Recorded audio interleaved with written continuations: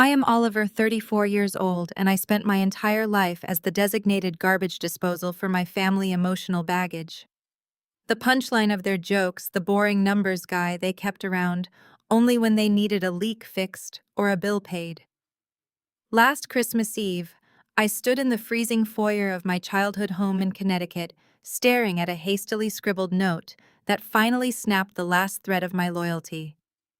The note cheerfully informed me that my parents and my golden child brother had secretly flown to Europe for a luxury ski vacation, leaving me entirely alone to act as an unpaid hospice nurse for our severely disabled grandfather.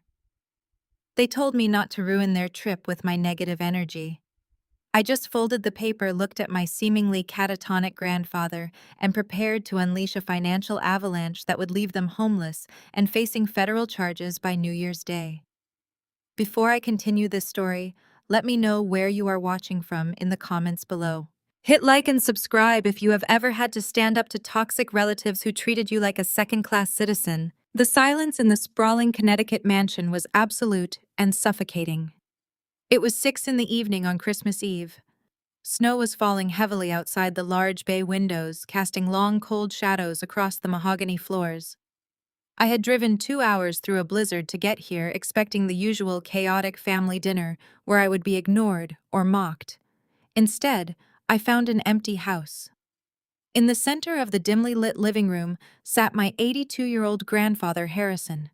He was slumped in his wheelchair, a thin plaid blanket draped over his frail shoulders, his eyes staring blankly at a television that had not been turned on. I walked over to the marble kitchen island where a piece of heavy cream cardstock had been left perfectly centered under a pendant light. The handwriting belonged to my mother, Caroline. The words were written with a casual cruelty that made the air in my lungs turn to ice. It read, "Mom, Dad and your brother Brendan went to Europe with Nia. We needed a real break this year. The house keys are under the porch planter. You stay and care for Grandpa Harrison. Make sure you feed him on time and check his medications. Do not bother calling and ruining our trip." A slow, heavy realization settled into my bones. They had planned this for months. They had packed their designer luggage, booked first-class tickets, and flown across the Atlantic while letting me believe I was driving up for a normal family holiday. I pulled out my phone and immediately dialed my father, Thomas. The line rang several times, the international dial tone echoing in the quiet kitchen before he finally answered. Background noise filled the call, clinking glasses, loud laughter, and the distinct sound of a lively European restaurant. Thomas answered with an annoyed sigh. "I told you not to call Oliver. We are at dinner. You left the country," I said, keeping my voice dangerously level. "You left an 82-year-old man who requires constant care sitting alone in a dark room, and you left a note treating me like the hired help." My father scoffed, the sound dripping with familiar condescension. "Oh, stop being so dramatic. You are 34 years old, Oliver. You are single. You have no real attachments or obligations. It is not like you had anywhere else to be tonight. Brendan has been working himself to the bone with his startup. He needed to decompress. You are just an asset valuer. You stare at spreadsheets all day. Your time is entirely flexible." Before I could respond to the sheer audacity of his statement, the phone was snatched away. The voice that came through the speaker belonged to Nia, Brendan's 29-year-old wife. Nia is an African-American woman who married into our family 2 years ago and immediately adopted a persona of extreme elitism. She loved nothing more than looking down on anyone she deemed beneath her newly acquired social status, and I was always her favorite target. "Listen to me, Oliver," Nia said, her tone laced with a mocking smirk. "Business class tickets are expensive, and quite frankly, you do not fit the aesthetic for a Parisian holiday. You would just drag down the mood with your boring accounting talk. Brendan deserves this luxury. Just play a good little nurse for the week, order some takeout, and try not to be so bitter about people who actually know how to live." She ended the call. The dial tone buzzed in my ear, matching the sudden, intense ringing in my own head. I stood in the kitchen and set my phone down on the granite counter. I did not cry. I did not throw anything. Instead, a cold, calculating mindset took over entirely. For 34 years, this had been my reality. I was the scapegoat, the punching bag, the background character in the grand, glamorous play of my family's life. My father, Thomas, acted as the CEO of the family real estate and investment firm, projecting the image of a titan of industry. My mother, Caroline, was a master of social media manipulation, constantly posting about her perfect family while actively destroying it behind closed doors. And then there was Brendan. Brendan was 31 years old and the undisputed golden child. He called himself an entrepreneur, a startup visionary. In reality, he was a massive financial drain. He burned through family cash on failed ventures, lavish parties, and luxury cars to maintain the illusion of success. Nia happily fed into this delusion, wearing thousands of dollars in designer clothes while berating service workers and anyone she viewed as ordinary. They all mocked my career. They called me a boring accountant who lacked vision. What none of them understood was that an asset valuation and restructuring consultant does not just look at spreadsheets. My job is to enter failing companies forensically, audit their ledgers, uncover financial rot, strip the business down to its studs, and liquidate the useless parts. I am an expert in corporate law, asset recovery, and financial architecture. I dismantle broken systems for a living. And looking around this empty, cold house, I realized my family was the most broken system I had ever encountered.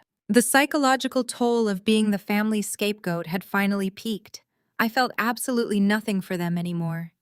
No love, no obligation, no lingering desire for their approval. The emotional cord was severed cleanly. I looked back into the living room at my grandfather. Harrison had built the family empire from scratch decades ago. 5 years ago, his mind allegedly began to slip. The doctors diagnosed early onset dementia. He stopped speaking, stopped walking on his own, and was confined to a wheelchair. My father had immediately seized operational control of the company, treating Harrison as a burden rather than the patriarch. I walked slowly into the living room, the hardwood floors creaking under my boots. The house was freezing because they had turned the heating down to save money while they were away, completely disregarding the fragile old man left behind. I picked up a thick woolen blanket from the sofa and approached my grandfather's wheelchair. "I am going to get the heat turned on, Grandpa," I said, softly draping the blanket over his lap. "I am sorry they did this to you." I expected silence. I expected the vacant, empty stare that had defined his existence for the last 5 years. Instead, the trembling in his hands stopped abruptly. His shoulders squared. The hazy, lost expression in his pale blue eyes vanished, replaced instantly by a gaze so sharp and piercing it caught me completely off guard. He reached up, grabbed the heavy woolen blanket, and threw it aside with a firm, fluid motion. He looked directly into my eyes, a fierce, calculating smile spreading across his weathered face. "The test is over, Oliver," he said, his voice deep, steady, and commanding. "They failed. Shall we begin?" I stepped back, my heart pounding in my chest. "Grandpa, you can talk." He gripped the armrests of his wheelchair and pushed himself up to a standing position. He stood tall, projecting an aura of immense power that had been entirely absent for half a decade. He straightened his cardigan and walked over to the fireplace, striking a match and lighting the logs with perfectly steady hands. "I am not deaf. I am not crazy, and my mind is sharper than it has ever been," Harrison said, turning back to face me as the flames illuminated the dark room. "3 years ago, I realized your father was mismanaging the company and indulging your brother's pathetic fantasies. I needed to know exactly who these people were when they thought nobody of consequence was watching. I needed to see what they would do with unchecked power. So I faded into the background. I let them believe I was a vegetable." He walked toward me, placing a strong hand on my shoulder. "I have watched them treat you like dirt for years. I watched them funnel money into Brendan's useless ventures. And tonight I watched them abandon their own flesh and blood on Christmas Eve to fly across the world on stolen money. You are the only one in this family with an ounce of integrity, Oliver. You are the only one who actually builds value instead of just consuming it." I stood frozen, processing the magnitude of his deception. You faked dementia for 3 years.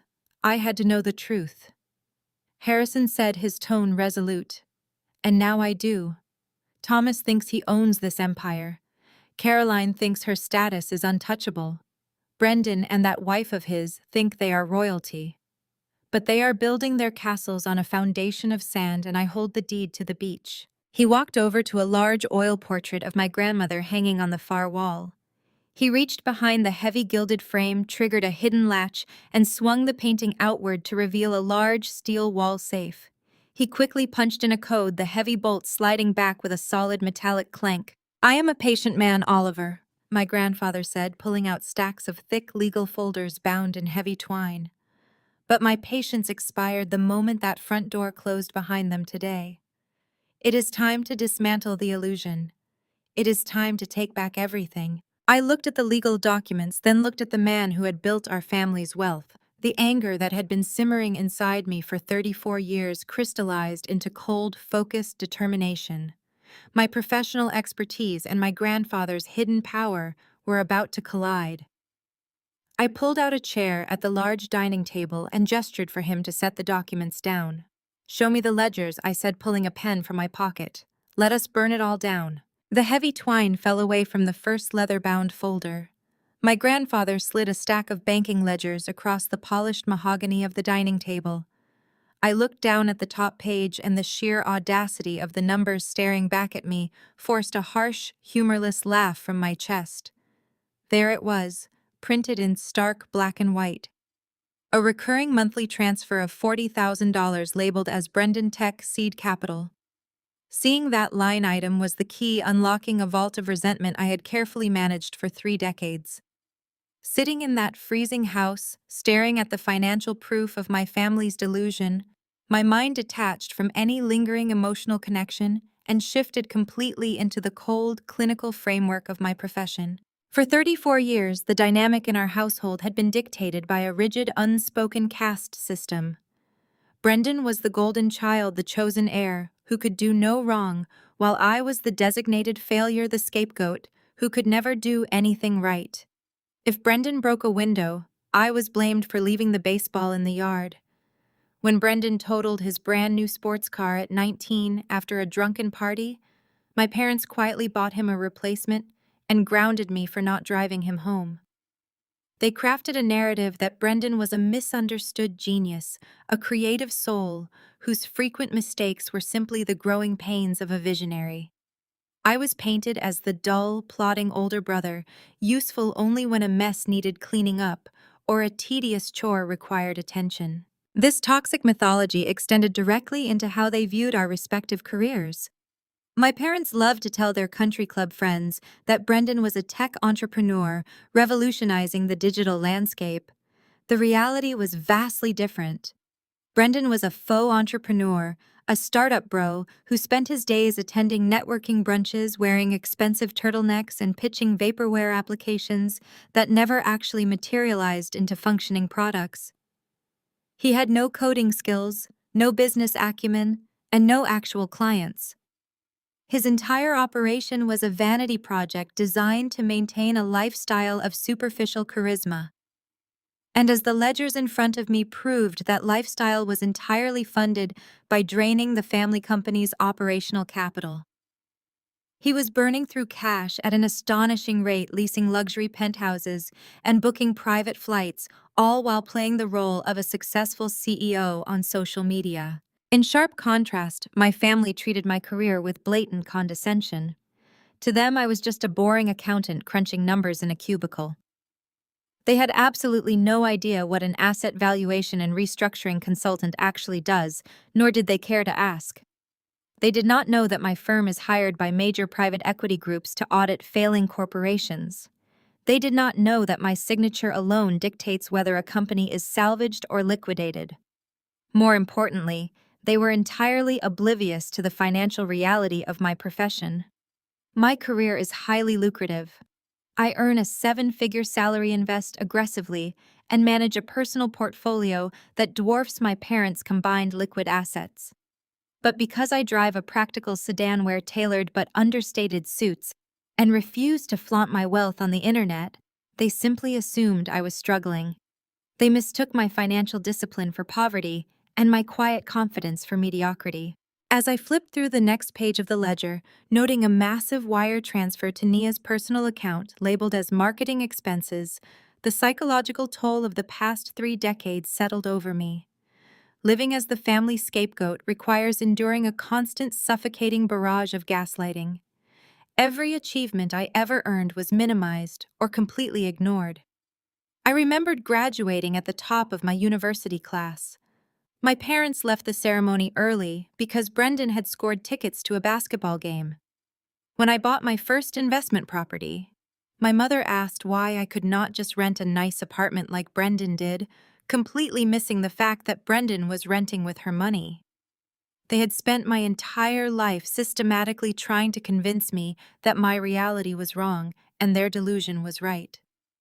The constant invalidation had been exhausting, a heavy weight I had dragged behind me since childhood. But looking at the undeniable evidence of their financial crimes, that weight completely vanished. The breaking point had finally arrived, and to my own surprise, it was not accompanied by tears, heartbreak, or a desperate need for their love. The only emotion left in my chest was a cold, calculating fury. My mind compartmentalized the trauma, treating my parents and my brother not as family members, but as hostile entities in a corporate takeover. I analyzed their actions with the same meticulous detachment I applied to a bankrupt client. They had spent years exploiting my grandfather's supposed illness, bleeding his legacy dry, to fund a grotesque pantomime of success. They had abandoned the very man who built their comfortable lives, leaving him in a freezing house on a holiday, simply because caring for him interfered with their luxury vacation. They were not a family, they were a toxic asset, a liability characterized by severe ethical rot and massive financial insolvency. And in my line of work, when an asset becomes toxic and the liabilities outweigh the potential for rehabilitation, there is only one logical course of action. You do not try to fix it. You do not negotiate with the management that caused the failure. You strip away their authority, you seize control of the remaining capital, and you liquidate the entire structure without mercy. My father thought he was the untouchable architect of a grand empire. My mother thought her social standing shielded her from consequence. Brendan and Nia truly believed they were elite socialites untouchable by the rules that governed ordinary people. They had built a massive house of cards entirely dependent on my grandfather's silent compliance and my perceived weakness. I picked up the silver pen from the table, my hand perfectly steady. I looked across at my grandfather, whose sharp eyes were watching me process the data.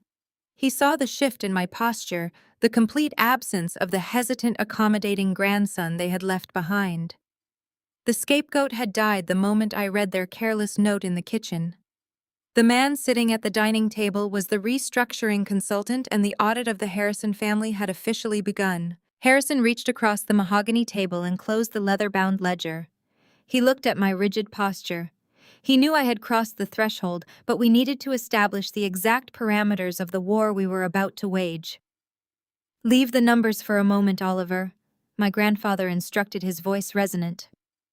"The math will not change tonight. But you and I need to have a conversation that has been delayed for 3 long years. Bring those files and follow me." I gathered the heavy folders and followed him. We walked into his private study, a room my father largely ignored because it contained books instead of liquor. Harrison moved with a brisk, purposeful stride that completely shattered the fragile illusion he had maintained for so long. He walked over to a crystal decanter, pouring 2 generous glasses of aged scotch. He handed one to me before taking a seat in a leather armchair near the roaring fireplace. I sat opposite him, the heat of the fire warming the chill that had settled in my bones since reading my mother's callous note. I looked at the man I had spent the last 36 months spoon-feeding, now sipping premium scotch with the sharp posture of a billionaire titan. The reality of his deception was staggering. "How did you do it?" I asked. "How did you sit in that wheelchair day after day, letting them treat you like an invalid?" Harrison took a slow sip from his glass. "It was the hardest discipline I have ever exercised," he admitted. but it was absolutely necessary. 3 years ago, I noticed discrepancies in the quarterly reports Thomas was submitting. A padded expense account here, a questionable vendor contract there. I also watched how your mother looked at our family assets, not with respect for what I had built, but with a ravenous hunger. And then there was your brother Brendan. My grandfather practically spat the name. I saw Brendan bleeding the operational accounts dry, strutting around like a tech visionary while producing absolutely zero marketable products. I confronted your father about it once. Thomas looked me straight in the eye and lied. He told me I was getting old, that I simply did not understand modern venture capital. That was the moment I realized the rot in my family was systemic. I needed to know what they would do if they believed the watchman had permanently fallen asleep. So I scheduled an appointment with a private neurologist, a trusted friend who owed me his career. Together, we crafted the diagnosis of early onset dementia. I began the performance slowly, forgetting names, staring blankly out the window, faking tremors in my hands. The day I finally allowed them to put me in that wheelchair was the day the mask fully dropped on the rest of the family. Because once they believed my mind was gone, they stopped hiding their true nature. Harrison leaned forward, resting his elbows on his knees, his expression hardening. You cannot imagine the things I have heard while sitting silently in the corner of this house, Oliver. I listened to your mother Caroline rummaging through my late wife's jewelry box, laughing on the phone with her friends about how the old man would never notice the missing diamonds. I listened to Brendan and his arrogant wife Nia openly mocking my physical decline. Brendan even sat right next to my wheelchair one evening and bragged to his friends about faking his startup metrics, assuming I was too brain dead to comprehend his fraud. They stripped me of my humanity the moment they thought my bank accounts were unguarded. Harrison continued, his voice dropping to a dangerous register. Your father took operational control and immediately began acting like a king. He strutted through my home, drinking my wine, spending my money, and treating me like an inconvenient piece of furniture that required maintenance. They proved to me beyond a shadow of a doubt that they are parasites. I gripped my glass. You put yourself through psychological torture just to test them, I stated. Was it worth it? Yes, Harrison replied without hesitation. Because the test also revealed the only true asset I have left in this bloodline. You, Oliver. I watched you drive 2 hours every single weekend just to sit with me. I watched you read to me, adjust my blankets, and speak to me with profound respect when everyone else treated me like a corpse. You never asked for money. You never demanded recognition. While they squandered my legacy, you quietly built your own highly successful career. You proved your character when you thought nobody of consequence was paying attention. He pointed directly at the legal documents resting on my lap. The test is officially over, Oliver. They failed in the most spectacular, unforgivable way possible. Tonight was the final straw. Abandoning me on Christmas Eve to go skiing in Europe using stolen funds is an offense I will not forgive. I am done watching and I am done waiting. My grandfather stood up and walked over to me, extending his right hand. He was proposing a partnership, a ruthless alliance between the architect of the empire and the restructuring consultant tasked with its demolition. I want you to dismantle them, Harrison commanded. I want you to use every single piece of legal and financial weaponry at your disposal. I want Thomas stripped of his title. I want Brendan bankrupted. I want Caroline and Naya evicted from the fantasy they believe they own. We are going to orchestrate their absolute financial and legal destruction. Will you help me? I looked at his outstretched hand. I thought about my mother's callous note. I thought about Nia's mocking voice on the phone. I thought about my father's supreme arrogance. I placed my scotch glass on the table and stood up to meet his height. I reached out and firmly grasped my grandfather's hand, sealing the pact that would end our family as we knew it. We will not just dismantle them, Grandpa, I replied, my voice echoing with icy certainty in the quiet study. We are going to liquidate them entirely. Let us begin. With the agreement forged between us, my grandfather released my hand and immediately returned to the mountain of legal documents he had pulled from the hidden wall safe. He began spreading them across the mahogany dining table, arranging them with the practiced precision of a general laying out a battle map. I took my seat next to him, slipping seamlessly into my role as the restructuring consultant. The emotional weight of the holidays, the bitter sting of abandonment, and the decades of childhood trauma had completely evaporated. In their place remained only the sharp, sterile clarity of high-stakes asset valuation. "Look at this master organizational chart," Harrison commanded, tapping a thick parchment document bound with a heavy brass clip. "This is the illusion your father has been living inside for the past 5 years.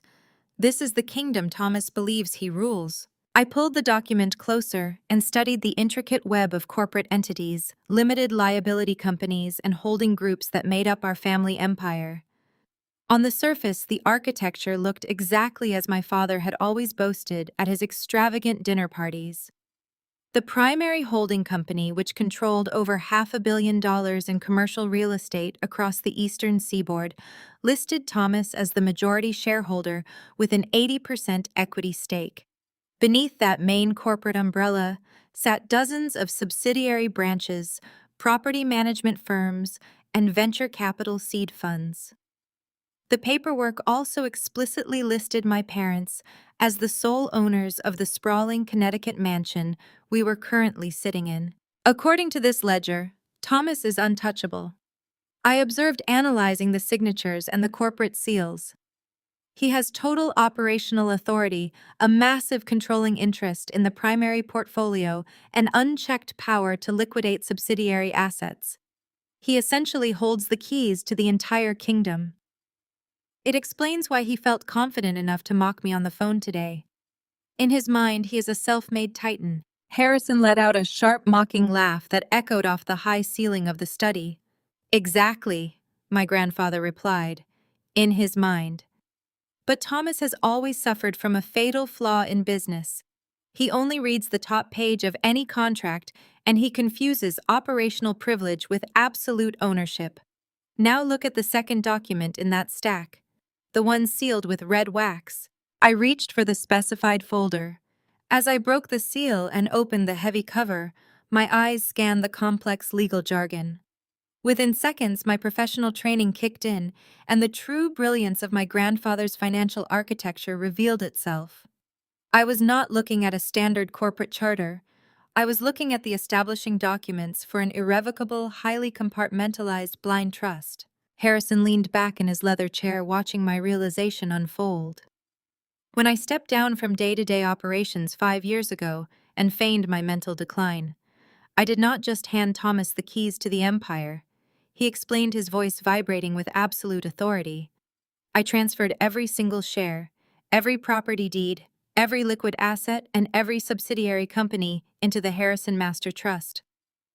I appointed myself as the sole trustee and the singular beneficiary. What your father signed when he took over was not a transfer of ownership. It was an operational mandate disguised as a succession plan. I read through the clauses, my mind racing as I connected the legal dots. "Thomas does not own 80% of the real estate firm," I said, tracing the lines of the contract with my silver pen. "He is merely an appointed operating manager with a profit-sharing agreement. The trust grants him voting rights and a massive salary, but zero actual equity. He does not own the principal assets." "Not a single brick," Harrison confirmed coldly. "He is a glorified employee. I structured the trust so that his voting rights and operational privileges are entirely revocable at the sole discretion of the trustee, meaning me. I built a kill switch into the foundation of his fake empire. And this house," I asked, gesturing to the lavish surroundings. "The Connecticut mansion they have been renovating and showing off on social media for years. The house is technically a corporate asset owned by a subsidiary LLC, which is in turn entirely owned by the Blind Trust," my grandfather stated. "Thomas and Caroline are legally classified as temporary tenants. I allowed them to live here rent-free as part of his executive compensation package. But they do not hold the deed. They cannot sell it. They cannot leverage it. And they certainly have no legal right to permanently exclude you from it. They have spent millions of dollars of trust revenue upgrading a property they do not even own. The sheer scale of the trap Thomas had walked into was staggering. For 5 years, my father had paraded around the corporate world, accepting awards and looking down on people like me. He believed he had conquered the real estate market. He believed his power was absolute. He had no idea that he was operating inside a heavily monitored sandbox entirely dependent on the supposed dementia of the man he had callously abandoned on Christmas Eve. My mother was equally deluded. Caroline derived her entire self-worth from the prestige of being a majority owner in a massive real estate conglomerate. She treated service workers like peasants and wielded her checkbook like a weapon, utterly unaware that her wealth was an illusion maintained by her father-in-law. And then there was Brendan. My golden child brother was funneling massive amounts of cash out of the company to fund his fake startup, relying on our father's presumed unchecked authority to hide his embezzlement. "They are completely exposed," I said, looking up from the trust documents. "If you revoke his operational mandate, Thomas loses his salary, his corporate credit cards, his access to the investment portfolios, and his home. Overnight, he will be left with absolutely zero equity." Harrison nodded, a fierce glint in his eye. "I can strip him of his title with a single certified letter. I can freeze the corporate accounts before their flight even lands back in the United States. But simply taking back my company is not enough, Oliver. They did not just mismanage my business. They abused my grandson and they stole from me." I frowned, looking at the initial ledgers we had discussed earlier. "You mean Brendan draining the operational capital for his fake tech company? That is corporate mismanagement, which is grounds for immediate termination," Harrison replied smoothly. "But Thomas did something much worse, something that crosses the line from civil negligence into a federal crime." My grandfather reached out and pulled a slim red folder from the bottom of the stack. He placed it directly in front of me. "Open it," Harrison commanded. "You are an asset valuer. Tell me what you see when you look at my private medical emergency fund." I opened the red folder, preparing to uncover the specific financial felony that would guarantee my family's ultimate destruction. The first page of the red folder contained a summary of a highly restricted, heavily guarded private banking account. I flattened the document against the mahogany table, my eyes scanning the header information. It was an emergency medical trust, a specialized financial instrument set up specifically for Harrison's long-term care, advanced therapeutics, and potential end-of-life medical expenses. This was not operational capital. This was the safety net designed to keep my grandfather alive if his condition ever required around-the-clock medical intervention or expensive experimental treatments. As an asset valuer, I do not read financial ledgers the way ordinary people do. I do not just see rows of numbers. I see a behavioral map. I see the exact story of a company or an individual translated into mathematics. Every deposit is a heartbeat, every withdrawal is a footstep, and every hidden transaction is a lie waiting to be uncovered. I applied my forensic auditing skills to the columns of data in front of me, tracking the baseline of the medical fund over the past 36 months. The account had sat relatively untouched, earning modest interest, functioning exactly as a secure safety net should. The quarterly maintenance fees were standard. The tax routing was pristine. The numbers were clean, orderly, and entirely undisturbed. That is until I reached a block of transactions dated exactly 14 days ago. My finger stopped moving down the page. I stared at the bold, undeniable anomaly, disrupting the flawless ledger. A horrific discrepancy glared back at me. A massive localized wire transfer had drained exactly $150,000 from the emergency medical fund in a single afternoon. This was not routed through the normal corporate avenues. It had not been flagged for standard tax purposes or processed through the company payroll accounts. It was a direct, aggressive extraction. I pulled out my phone, opening a secure financial tracing application I used for corporate audits, and began running the routing numbers printed next to the withdrawal record. I bypassed the initial corporate shields mapping the digital footprints of the money as it moved through the banking system. The funds had not simply vanished into the ether. They had been deliberately and hastily obfuscated. I found the destination points, The stolen capital had been split into two distinct channels. Exactly $50,000 had been wired to a boutique luxury travel concierge service, an elite agency renowned for booking ultra-exclusive European ski vacations and chartering private jets. The remaining $100,000 had been diverted to a notoriously aggressive corporate debt consolidation firm. I recognized the name of the firm immediately. They specialized in buying out high-risk toxic loans from failing startups to prevent immediate asset seizure by hostile creditors. I looked up from the ledger, the sheer moral bankruptcy of the transaction hitting me like a physical blow. Thomas had drained the very fund designed to keep his father alive on life support.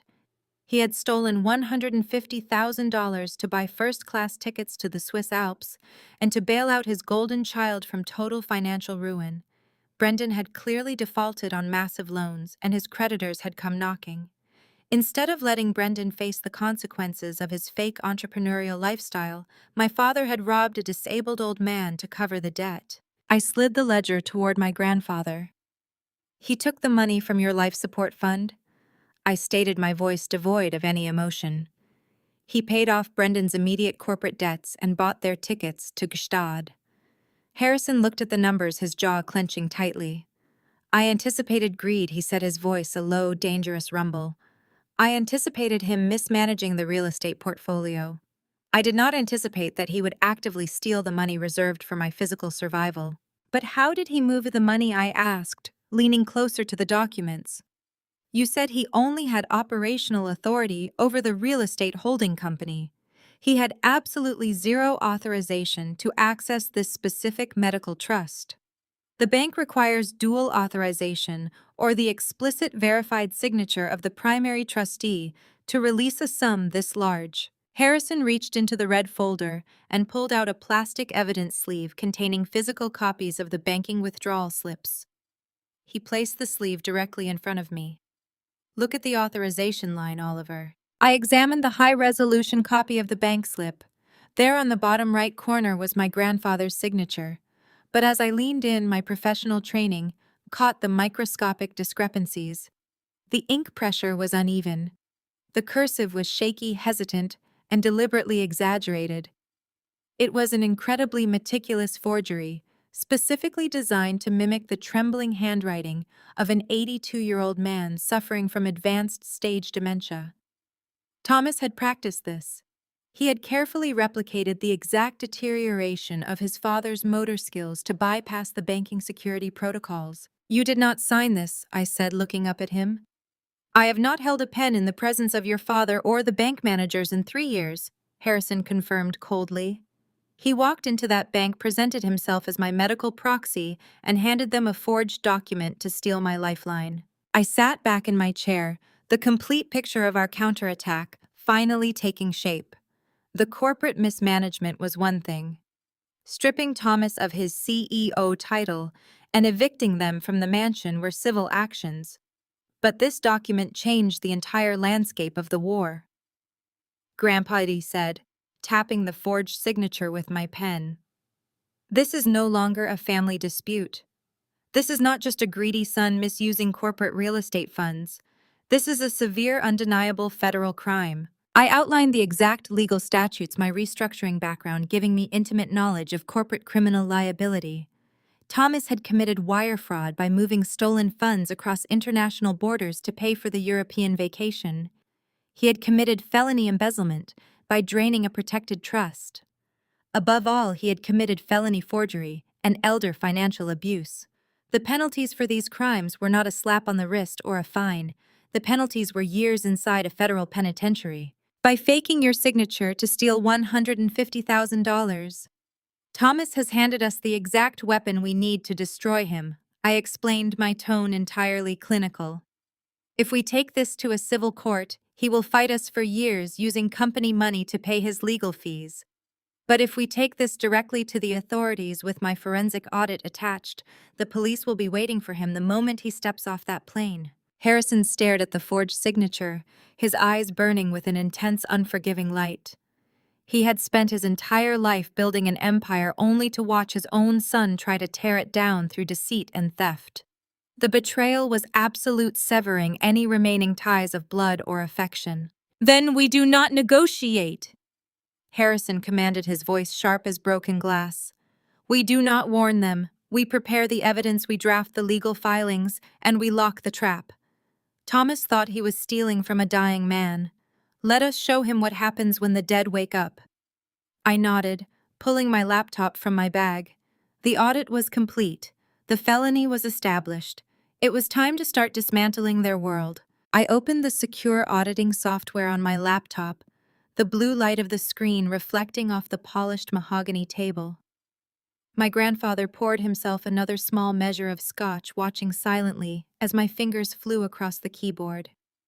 The initial wire fraud and the forged withdrawal slips had given us the weapon we needed to destroy my father. But a restructuring consultant does not stop at the first sign of corruption. When you find one tumor, you scan the entire body. I needed to know exactly how deep the financial rot went, and that meant turning my attention to the golden child. I pulled up the corporate accounts for the primary holding company, zeroing in on the recurring $40,000 monthly transfers labeled as Brendan Tech Seed Capital. For years, my family had paraded Brendan around as a visionary, treating his supposed technology startup like the crown jewel of our legacy. I entered the corporate tax identification numbers attached to Brendan's firm into my tracking database. Within minutes, the software stripped away the corporate veils, bypassing the initial layers of banking security. I stared at the data populating on my screen, my jaw clenching. I had expected to find a failing business. I had expected gross mismanagement, terrible product development, and bloated executive salaries. What I found was infinitely worse. There was no business. There was no product. There were no developers, no servers, and absolutely zero genuine revenue. Brendan Tech Seed Capital was nothing more than a masterfully constructed shell company. The official corporate address was a cheap virtual mailbox in Delaware. The company website, which my mother frequently linked to on her social media, was a generic template filled with corporate buzzwords and stock photos. Brendan was not a tech CEO. He was a grifter running a shadow corporation designed for one singular purpose: funneling massive amounts of wealth out of the family empire without triggering tax alarms. I routed the data to the large monitor on the wall, allowing my grandfather to see the digital autopsy in real time. "Look at this structure, Grandpa," I instructed, highlighting the incoming capital streams. "Brendan is not just taking a monthly allowance from the operational budget. The holding company does not have the liquid cash to support this kind of bleeding. Your real estate firm is suffocating." To keep Brendan's fake company funded, Thomas has been quietly taking out massive high-interest corporate loans, leveraging your prime commercial properties as collateral. He is mortgaging the foundational assets you built to keep Brendan's illusion alive. The company is secretly drowning in millions of dollars of toxic debt. Harrison gripped the arms of his leather chair, his knuckles turning white as he stared at the red numbers flooding the screen. "He leveraged my buildings," he growled, the betrayal settling even deeper into his features. "He is risking everything I built to fund a phantom enterprise." But where exactly is the capital going, Oliver? If there are no employees and no products, how are they burning through hundreds of thousands of dollars every quarter? I already had my forensic tracing tools hunting down the outgoing expenditures from Brendan's shell corporation. As the results cascaded down my screen, the sheer vanity of their theft became violently clear. I opened a new tab on my browser and navigated straight to the public Instagram profile of my sister-in-law, Nia. Her feed was a meticulously curated shrine to extreme wealth and social superiority. Dozens of photos showed her posing in front of exotic sports cars, wearing exclusive designer gowns, and sipping champagne in luxury penthouses. Every caption dripped with condescension, boasting about the rewards of the grueling entrepreneurial grind and mocking those who lived ordinary lives. I split the screen, placing Nia's lavish social media grid directly next to the outgoing banking ledgers of Brendan's fake tech company. The correlation was instantaneous and sickening. A photo of Nia leaning against a brand new Mercedes SUV was posted on October 12th. I pointed to a ledger entry dated October 10th. A corporate wire transfer from Brendan Tech Seed Capital to a luxury automotive dealership for an $85,000 down payment, categorized falsely as a company fleet vehicle expense. I scrolled down to a video of Nia unboxing a rare, highly coveted Hermes handbag, bragging to her followers about her husband spoiling her for their anniversary. I traced the dates again. A $70,000 corporate expense marked as digital marketing acquisition routed straight to a high-end fashion broker. It went on and on. Their extravagant loft in the city center was paid for through a dummy subsidiary claiming commercial office rent. Their lavish weekend parties, where Nia routinely insulted service staff and sneered at my boring career, were written off as client networking summits. Their entire existence was a theatrical performance funded entirely by felony fraud. Nia believed she was better than everyone else, projecting the image of a self-made billionaire socialite, while her husband literally stole money from a disabled old man to buy her shoes. "They are not just criminals," I said, the disgust heavy in my throat as I closed the Instagram tab. "They are parasites." Brendan has weaponized his status as the golden child. He knew Thomas would never properly audit him, and Thomas was too arrogant to admit his favored son was a complete failure. They created an endless feedback loop of theft. Thomas steals from the company and your medical funds to give to Brendan. Brendan washes the money through his shell company to buy luxury goods for Nia. Nia posts it online to validate Thomas and Caroline's delusion that their family is wildly successful. Harrison stood up from his chair, his eyes locked on the undeniable proof of their financial devastation. "They have hollowed out my legacy from the inside to buy designer handbags and sports cars," he said, his voice dropping to a terrifying whisper. "They smiled in my face while secretly bankrupting the very foundation that gave them life." He turned to me, the atmosphere in the room completely devoid of any remaining familial warmth. "The trap we discussed earlier is no longer sufficient, Oliver. We are not just going to evict them. We are not just going to terminate your father's employment." I closed my laptop with a sharp, decisive click. "I understand, Grandpa," I replied, my mind already drafting the legal onslaught we would unleash. "They wanted to live like royalty on stolen money," Harrison commanded. "Tomorrow you will freeze every single account associated with that shell company. You will call the commercial lenders and notify them of the fraudulent collateral. When Brendan and Nia try to buy their next bottle of champagne in Europe, I want their cards declined. When they fly back to America, I want them to step off that plane completely destitute, stripped of every luxury they bought with my blood." The restructuring consultant inside me calculated the exact timeline required to execute the maneuver. By the time their return flight landed, the golden child would be bankrupt, the arrogant wife would have nothing but the clothes on her back, and the father who enabled it all would be facing ruin. The shell game was officially over. I turned away from the monitor and looked at my grandfather. We needed a precise, airtight strategy. In my line of work, I have seen hostile takeovers fail because the attacking party allowed anger to dictate their timeline. Emotional shouting matches give toxic people exactly what they want, an opportunity to play the victim, twist your words, and gaslight their way out of accountability. If we confronted my parents and my brother with anger, they would simply deflect, deny, and spin a narrative that I was acting out of irrational jealousy. We were not going to give Thomas, Caroline, Brendan, or Nia the satisfaction of an argument. We were going to strike using the cold, unfeeling weight of corporate law. "We execute this surgically," I told Harrison, pulling a fresh legal pad from my briefcase. "When they return, there will be no debate. We will not ask for apologies or demand explanations for the stolen funds. By the time they realize what has happened, the legal concrete will have already dried over their escape routes." Harrison nodded, his blue eyes sharp with predatory focus. "Draft the authorizations, Oliver. I want the transfer of power executed tonight." I opened a specialized legal drafting software on my laptop. Because Harrison was the sole trustee and primary beneficiary of the Harrison Master Trust, his authority was absolute. I drew up a comprehensive, irrevocable power of attorney document. This was not a standard medical or financial proxy. This was a complete transfer of operational command. It granted me, Oliver Harrison, the unchecked ability to act as the primary executor of the master trust, effectively overriding any prior mandates previously granted to my father. I printed the documents using the heavy laser printer in the study.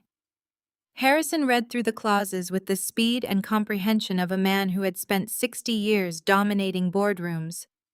He picked up his fountain pen and signed his name on the designated lines. His signature was strong fluid and completely lacked the fabricated tremors my father had so carefully forged on the bank withdrawal slips. "It is done," Harrison stated, sliding the paper back to me. "You are now the legal architect of this empire. What is your first move?" "We secure the ground we are standing on," I replied. I pulled up the property deed for the Connecticut mansion we were currently occupying. Right now, Thomas and Caroline believe this is their permanent residence. They think they can simply walk back through the front door next week and order me to leave. We need to sever their legal right to access this property entirely. I explained the legal mechanism. The mansion was owned by a subsidiary property group, which was wholly owned by the master trust. As the new executor of the trust, I had the authority to liquidate that subsidiary asset. "I am going to purchase this house," I told my grandfather. "I am going to buy it tonight using my own capital through a private, anonymous, limited liability company I established 2 years ago for my own real estate investments. We will execute an expedited all-cash corporate transfer." Harrison raised an eyebrow, a rare smile breaking through his severe expression. "You are going to buy the family estate right out from under them while they are skiing in Switzerland." "Exactly," I confirmed. "Once my LLC owns the deed, the legal classification of my parents changes instantly. They will no longer be family members living in a trust-owned property. Legally, they will be unauthorized occupants residing in a privately owned corporate asset. It transforms their eventual eviction from a messy family dispute into a standard trespassing violation enforced by local authorities. They will have absolutely no legal recourse to remain on the premises." I initiated the transfer protocols. I routed the necessary capital from my personal investment portfolio directly into the trust holding account, paying fair market value for the estate, to ensure the transaction was legally bulletproof and could not be contested later as a fraudulent conveyance. I generated the digital sale contracts, authorized the transfer of the deed as the newly appointed proxy of the trust, and logged the transaction into the state automated property registry system. The digital timestamp glowed on my screen. It was 3 a.m. on Christmas Day. While my family was likely sleeping off expensive champagne in a 5-star European ski lodge, completely oblivious the ground beneath their feet had been legally vaporized. The house they loved to show off, the sprawling mansion Caroline used as her primary social media backdrop, no longer belonged to them. It belonged to the son they had abandoned and dismissed as a boring accountant. "The property is secured," I announced, closing the real estate portal. "My LLC is now the sole legal owner of this estate. Thomas and Caroline are officially homeless." Harrison leaned back in his chair, pouring 2 fresh glasses of scotch to celebrate the victory. "A brilliant maneuver, Oliver. You neutralized their primary stronghold without firing a single shot, but we cannot stop there. Thomas still holds the title of Chief Executive Officer for the holding company. He still has the corporate credit cards, and Brendan is still relying on that pipeline of stolen cash." "That is tomorrow's objective," I replied, taking the glass from his hand. "Today was about stripping them of their shelter. Tomorrow we sever their financial lifelines. I am going to call your lead corporate attorney at first light.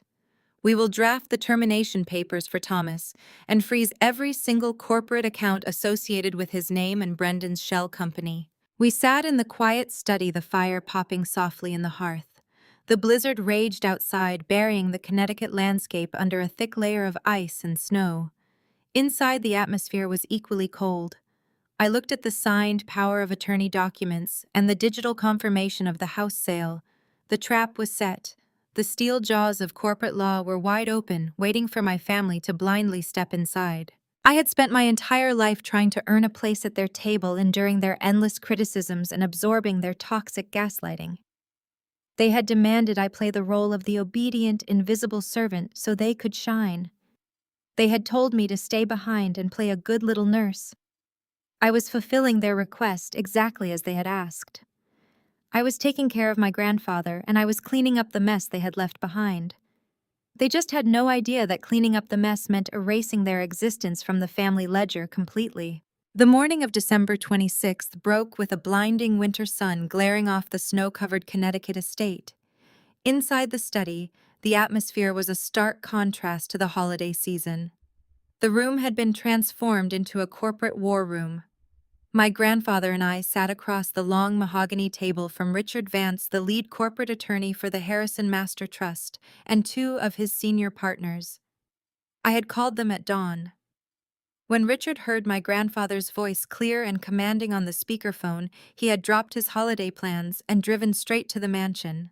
We were moving with ruthless efficiency. Drafts of termination notices, account freezing protocols, and asset seizure mandates were being passed back and forth, reviewed, and finalized. The legal team was organizing the documents that would sever Thomas from his corporate credit cards and instantly freeze the massive equity lines he had been abusing. The air in the room was thick with focused intensity, the only sounds being the scratching of pens and the shuffling of heavy legal parchment. Every document was a nail in the coffin of my father's fabricated kingdom. I stepped away from the table to refill my coffee. As the espresso machine ground the beans, my phone vibrated in my pocket. I pulled it out to see a flood of notifications from Instagram. My sister-in-law, Nia, had been incredibly busy. While we were executing complex legal maneuvers to strip them of their wealth, my family was busy flaunting it in Gstaad, Switzerland. I opened the application and watched their delusion unfold in high definition. Nia had posted a continuous string of stories, each one a masterclass in tone-deaf entitlement. The first video panned across a massive luxury chalet showcasing vaulted timber ceilings, a private chef preparing fondue, and panoramic views of the Swiss Alps. Nia stepped into the frame wearing a pristine white designer ski suit that easily cost more than a standard mortgage payment. She clinked a crystal flute of vintage champagne against the camera lens. The caption plastered across the bottom of the video read, "Living our absolute best life. So grateful my big brother volunteered to stay home with Grandpa so we could have our dream trip. Blessed." She had deliberately tagged my account so I would be forced to see it. It was a classic passive-aggressive strike designed to rub my face in my perceived inferiority, while falsely portraying herself as a loving family member, making a harmless joke. I tapped to the next story. It was a video of my brother Brendan. He was sitting on a heated outdoor terrace wearing mirrored sunglasses and a cashmere turtleneck, loudly talking into his phone. Nia's voice could be heard behind the camera giggling and saying, "The grind never stops for a tech CEO. Closing deals even on the slopes." I stared at the screen knowing with absolute certainty that Brendan was talking to absolutely no one. His tech company was a hollow shell. The money paying for that champagne, that chalet, and that cashmere had been stolen from the medical fund of the man currently sitting 30 feet away from me reviewing legal briefs. The final photo on her feed showed my parents, Thomas and Caroline. They were standing arm in arm in front of an upscale boutique, completely draped in shopping bags bearing the logos of elite luxury brands. They looked incredibly smug, projecting the image of unassailable corporate royalty. I closed the application. I did not feel hurt by their exclusion or angered by Nia's petty provocations.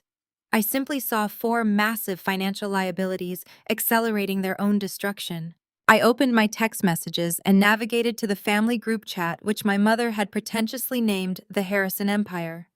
I decided to drop a single calculated stone into their calm waters just to see how violently they would react to a slight disturbance. I needed their response documented to prove their mindset leading up to the final execution. I kept my message brief and purely professional. I typed I was organizing some paperwork in the study and noticed a few anomalies in the year-end banking statements for the primary holding fund. There appears to be a significant liquidity issue and several unusual unapproved withdrawals. Should I flag this with the accountants? I hit send and waited. I knew my father would likely panic, remaining silent in the chat, while terrified that his embezzlement had been discovered, frantically trying to figure out how to cover his tracks from a ski lodge in Switzerland. But my mother, who completely controlled the family narrative and aggressively shielded their image, would be the first to strike back. It took less than 3 minutes for the typing indicator to appear on my screen. The response that came through was not a question about the finances or a request for clarification. It was a brutal, toxic barrage of pure gaslighting. Caroline fired back a massive paragraph. "Oliver, stop being a jealous, pathetic loser. You are deliberately trying to ruin our vacation because you are miserable and alone. Your father is the CEO. He knows exactly what he is doing with the company finances. You are just a low-level asset valuer who does not understand high finance or venture capital. Do your job as a nurse, feed your grandfather, and keep your nose out of real business. If you cause any more stress during this trip, you will be permanently cut off and no longer welcome in this family. Act your age." I read the message twice, marveling at her absolute blindness. She was threatening to cut me off from a family whose entire fortune I now legally controlled. She was defending a CEO who had just been secretly terminated for felony fraud. She was clinging to a hierarchy that had already been vaporized. Grandfather Harrison walked into the kitchen, his cane tapping lightly against the tile floor. He looked over my shoulder and read the message glowing on my screen. His jaw tightened, the last remnants of his paternal affection for Thomas and Caroline burning away into gray ash. "Are they really that arrogant?" Harrison asked, his voice rough with disgust. "They believe their own lies, Grandpa," I replied, locking my screen. "They think they are gods, and they think I am just a peasant allowed to sweep their floors." Harrison turned toward the study where the lawyers were waiting. "Then let us show them exactly what happens when the peasant buys the kingdom. Finish the paperwork, Oliver." I picked up my phone one last time. I did not defend myself against my mother's insults. I did not point out my actual professional credentials or hint at the legal trap waiting for them at home. I gave them exactly what they demanded: complete, unquestioning submission.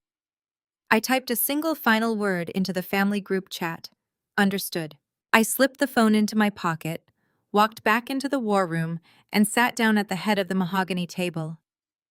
Richard Vance pushed a thick stack of finalized termination notices and account freezing directives toward me. The ink was ready. The traps were set. The Gstaad illusion was about to collide with the crushing weight of reality. I picked up the heavy brass pen resting beside the stack of documents. The lead corporate attorney sat directly across from me, his posture rigid and professional. He had served my grandfather for over 2 decades, navigating the most brutal corporate wars on Wall Street. But even he seemed awed by the sheer magnitude of the financial execution we were currently drafting. The Gstaad illusion was about to collide with the crushing weight of reality, and we were the architects of that collision. "Let us review the termination clauses for Thomas." First, the attorney stated, sliding a dense 30-page legal manifesto across the mahogany table. "I have structured this as an immediate involuntary discharge for cause. We are invoking the breach of fiduciary duty clause explicitly written into the master trust operating agreement." My grandfather leaned forward, his eyes scanning the first page. "Make sure the grounds for termination are inescapable," Harrison commanded. "I want no room for arbitration. I want no severance packages triggered." He did not just make poor business decisions, he actively engaged in gross financial misconduct. I opened my laptop and connected it to the large monitor on the wall displaying the forensic audit I had completed the night before. I have compiled the exact routing numbers, timestamps, and digital footprints of the stolen funds, I explained, pointing to the highlighted rows of data. Thomas siphoned $150,000 from a protected medical trust. He then used the primary holding company to secure highly leveraged, unauthorized loans to fund a shell corporation operated by Brendan. That crosses the threshold from civil negligence straight into felony embezzlement and corporate fraud. The attorney nodded, his pen scratching rapidly against his notepad as he verified the statutory codes. The termination notice now legally reflects these specific infractions. By signing this document, Harrison, you are not simply firing your son. You are stripping him of his corporate immunity, The holding company will no longer indemnify him against legal action. He will be personally liable for the fraudulent loans he authorized.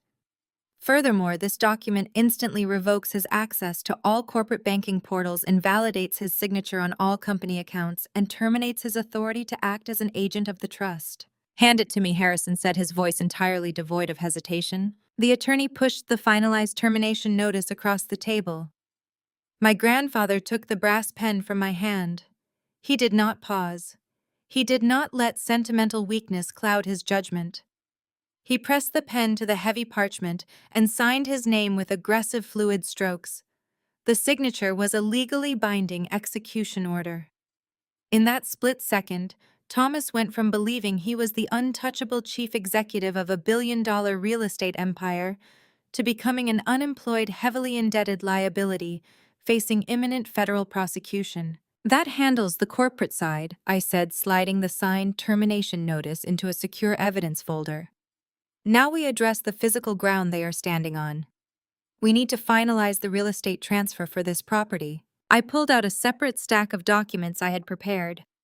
These were the operating agreements for my private limited liability company, a completely anonymous entity I had utilized for years to build my own independent wealth. I placed the purchase agreement for the Connecticut mansion on the table. As we discussed, I stated, maintaining a strictly professional tone, "My company is purchasing this estate from the subsidiary property group controlled by the Master Trust. I have already authorized the transfer of liquid capital from my personal investment portfolio to cover the fair market value of the home. The funds are cleared and waiting in escrow." The attorney reviewed the digital transfer receipts on his tablet, verifying the transaction. "The capital transfer is flawless, Oliver. It completely bypasses any potential claims of a fraudulent conveyance. You are purchasing the asset legitimately, which means Thomas and Caroline have absolutely zero grounds to contest the sale. They cannot claim the trust acted maliciously to hide assets, because the trust is receiving full market compensation." Harrison signed the seller authorization forms on behalf of the trust, officially releasing the property. I then signed the buyer agreements on behalf of my holding company. The attorney immediately uploaded the digital copies of the executed contracts to the county clerk database, submitting them for expedited processing. We sat in silence for a few minutes, watching the progress bar on the screen as the state registry updated its records. A sharp ping echoed from the attorney tablet, signaling the completion of the process. "It is done," the attorney announced, looking up at me. "The deed is recorded. The title has been officially transferred. Oliver, you are now the sole undisputed legal owner of this estate and the surrounding grounds."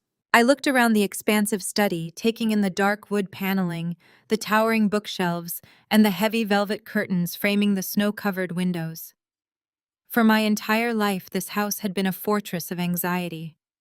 It was the place where I was constantly reminded of my inferiority, the place where my mother hosted lavish parties and relegated me to the background, the place where Brendan was treated like royalty, while I was treated like an inconvenience. They had spent millions of dollars of company money renovating the kitchens, upgrading the bathrooms, and landscaping the gardens, completely convinced that their ownership was a permanent reality. Now they were legally nothing more than unauthorized occupants. My mother had sent me a text message just hours ago, threatening to kick me out of the family and warning me to act my age while I played nurse in their home. The irony was absolute. She was threatening to banish me from a property that she no longer had any legal right to enter. They had flown to Europe as kings and queens, completely unaware that their castle had just been sold right out from under them. Harrison poured 2 fresh glasses of water, sliding one toward me. "We do not drink to destruction," my grandfather said quietly. "We drink to rebuilding. You own the ground now, Oliver. How do you intend to clean up the trash they left behind?" I looked at the finalized deed resting on the table. The legal framework was secure. My father was stripped of his power, and my mother was stripped of her sanctuary. But corporate documents and digital filings were invisible. To truly make them understand the magnitude of their downfall, I needed to manifest their failure into something physical. I needed to erase their presence from the property before their flight ever touched down on American soil. "We changed the locks," I replied, picking up my phone to contact the security contractors I had vetted the night before. "We pack up their designer clothes, their expensive jewelry, and their entire fabricated life. We move it all into the detached garage. When they return, they will not be walking into a welcoming home. They will be walking into a brick wall." The corporate takeover was complete. Now it was time for the physical extraction. The security contractors arrived at the estate less than an hour later. I had contracted a premium private security firm specializing in rapid corporate asset securing. Two unmarked black vans pulled up the winding snow-covered driveway, discharging a team of 6 technicians dressed in tactical winter gear. I met the lead technician, a pragmatic man named Davis, on the front steps and handed him the newly registered property deed along with my identification. He verified the documents with a quick professional nod and signaled his team to move in. "We are executing a complete lockdown and lockout protocol," I instructed Davis as we walked through the grand foyer. "The previous occupants are currently out of the country and will be returning in a few days. I want every single point of entry secured. That means replacing the physical deadbolts, wiping the biometric scanners, and resetting the master alarm codes. I also need you to disconnect the smart home application that controls the garage doors and the front gate. They should have absolutely zero digital or physical access to this property." Davis and his team worked with terrifying speed. The heavy brass deadbolts on the custom oak front doors were drilled out and replaced within 20 minutes. The biometric thumbprint scanners on the side entrances and the rear patio, which my father had installed just last year using company funds to showcase his obsession with high-tech luxury, were completely wiped of their existing databases. I placed my own thumb on the glass sensor, registering myself as the sole authorized user. The red light flashed green, locking my family out of their own assumed fortress. While the security team fortified the perimeter, my grandfather and I initiated the physical erasure of my family from the interior of the house. I had ordered a massive shipment of the cheapest, thinnest cardboard moving boxes available from a local supply store. They had been delivered directly to the heated driveway. I dragged a towering stack of these flimsy boxes up the grand sweeping staircase and headed straight for the master suite. Opening the double doors to Thomas and Caroline's bedroom, I was hit by the overwhelming scent of my mother's expensive floral perfume. The room was a monument to their vanity. A massive walk-in closet occupied an entire wall, bursting with tailored Italian suits, rows of polished leather dress shoes, and dozens of silk evening gowns. On the mahogany vanity sat cases of diamond jewelry, luxury watches, and heavy gold cufflinks. These were the trappings of a king and queen who believed they ruled an empire. I treated their treasures with the exact level of respect they had shown me my entire life, which is to say none at all. I did not fold the silk gowns. I did not carefully wrap the expensive watches in velvet. I grabbed armfuls of my father's custom suits, pulling them violently from their velvet hangers, and shoved them roughly into the cheap cardboard boxes. I swept my arm across my mother's vanity, knocking her imported cosmetics, her pearl necklaces, and her heavy crystal perfume bottles directly into a plastic trash bag. The glass clinked and shattered inside the bag, a fitting soundtrack to the destruction of her socialite facade. I taped the boxes shut, writing their names on the side with a thick black permanent marker. I moved next to the guest wing, which Brendan and Nia had essentially claimed as their permanent secondary residence. Their suite was an absolute disaster of unearned luxury. Nia had filled the space with items purely designed to be photographed for her Instagram feed.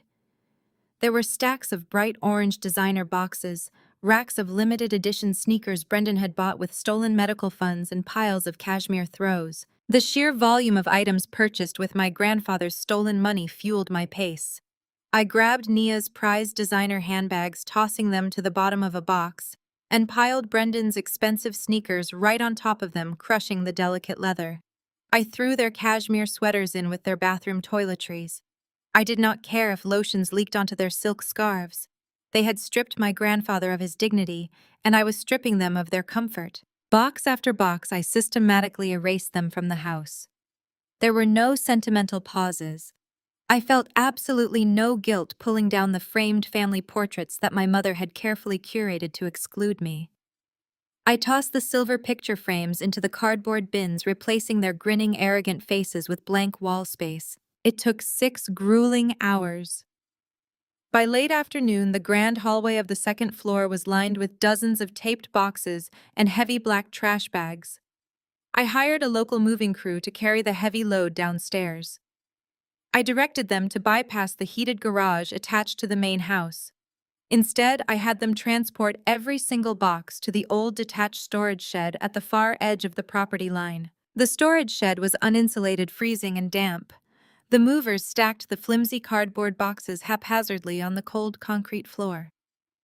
I watched as the boxes containing tens of thousands of dollars worth of designer clothing and luxury watches were unceremoniously dumped in a freezing shed, usually reserved for lawnmowers and pool chemicals.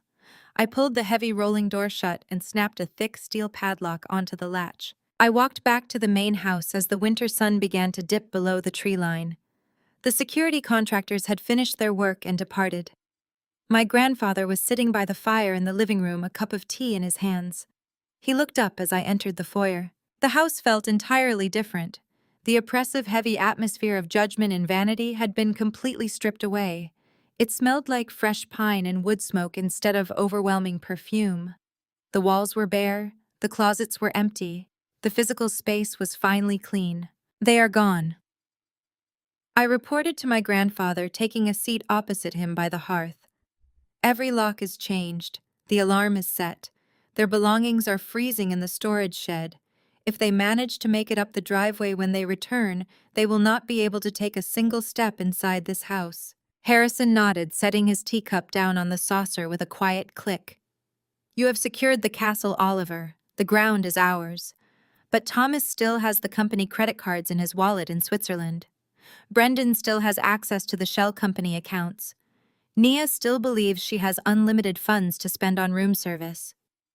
I pulled my laptop from the coffee table and opened it, the screen illuminating my face in the dimming light of the living room. "Not for much longer," I said, logging into the corporate banking portal with my newly established executor credentials.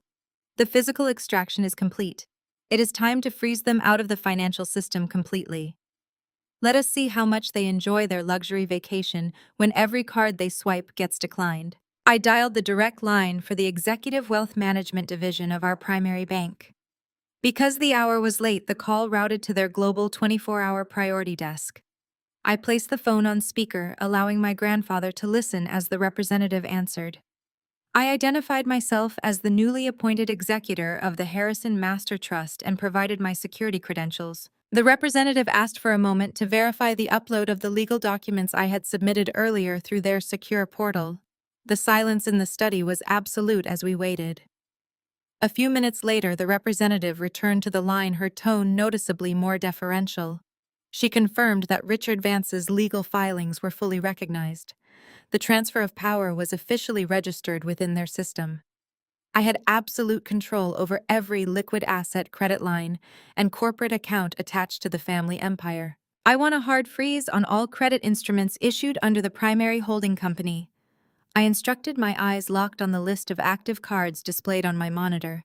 Specifically, I need immediate termination of the primary corporate black card ending in 4921, held by Thomas Harrison. The representative typed rapidly. "Status updated, sir. The card is now permanently restricted." I did not stop there. I read off the numbers for Caroline's supplementary platinum cards, the ones she used to fund her country club lifestyle. I listened to the satisfying sound of the representative confirming each cancellation. Finally, I directed her to the accounts associated with Brendan's fake technology startup. I instructed the bank to freeze the operational capital and completely disable the linked debit cards Nia had been using for her European shopping spree.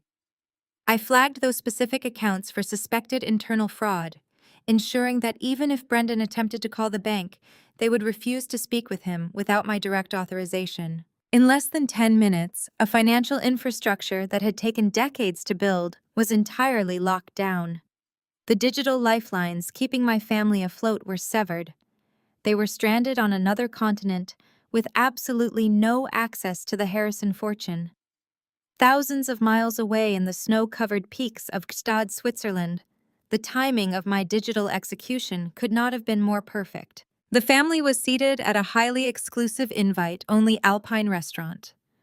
The dining room was a masterpiece of rustic luxury featuring exposed timber beams, roaring stone fireplaces, and floor-to-ceiling windows overlooking the illuminated ski slopes. Their table was littered with the remnants of an obscenely expensive meal. Empty bottles of vintage champagne sat in silver ice buckets. The plates that previously held white truffle fondue and imported Wagyu beef were being cleared away by impeccably dressed waitstaff. Nia was holding her phone high, panning the camera across the table to capture the decadent scene for her social media followers. Thomas was holding court, his face flushed with wine and arrogance. He was loudly recounting a story about a recent real estate acquisition, boasting to the neighboring tables about his aggressive negotiation tactics. He was completely oblivious to the fact that he no longer owned a single piece of the property he was bragging about. Caroline smiled serenely, adjusting her diamond necklace and basking in the envious glances she imagined the other patrons were giving them. Brendan leaned back in his chair, swirling his wine glass, perfectly playing the role of the exhausted but triumphant tech visionary, unwinding after a massive quarter. The waiter approached their table carrying a sleek black leather bill folder. He placed it discreetly next to my father. Thomas barely glanced at the astronomical total before pulling out his heavy titanium corporate black card. He dropped it onto the leather tray with a loud metallic clack, designed to draw attention to his wealth. The waiter offered a polite bow and retreated to the processing station. Thomas continued his loud storytelling entirely unbothered. However, 5 minutes passed, then 10. The effortless flow of the luxury restaurant seemed to catch a slight snag. The waiter returned to the table, but he was no longer smiling. His posture was rigid, and his expression conveyed the deep professional discomfort of a man forced to deliver terrible news to an arrogant client. He leaned down close to my father, speaking in a hushed, discreet tone. "Sir, I apologize for the inconvenience, but your card has been declined." The conversation at the table ground to an immediate halt. Thomas stopped mid-sentence, his arrogant smile freezing on his face. He looked at the waiter as if the man had just spoken to him in an alien language.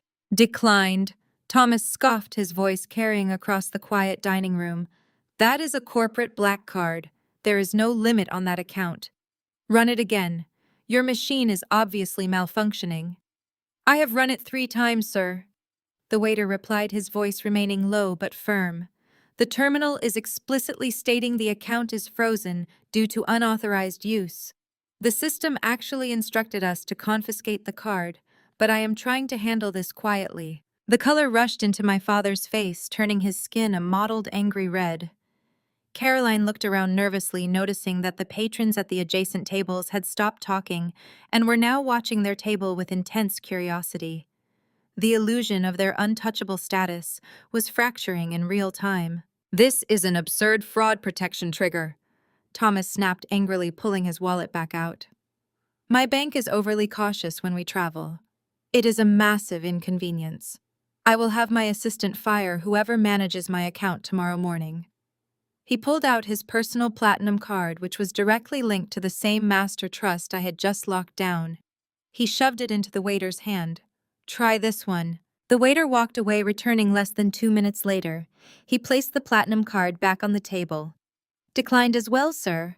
Panic began to seep through the cracks of their entitlement. Caroline hurriedly unclasped her designer purse, her hands shaking slightly as she pulled out her supplementary card. "Here, use mine.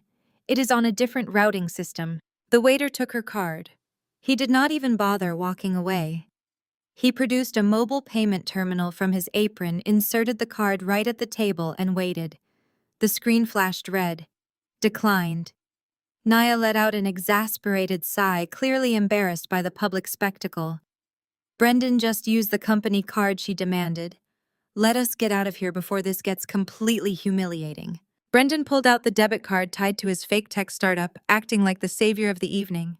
He confidently tapped it against the mobile terminal. The machine emitted a sharp negative beep. "Declined." Total silence fell over their table.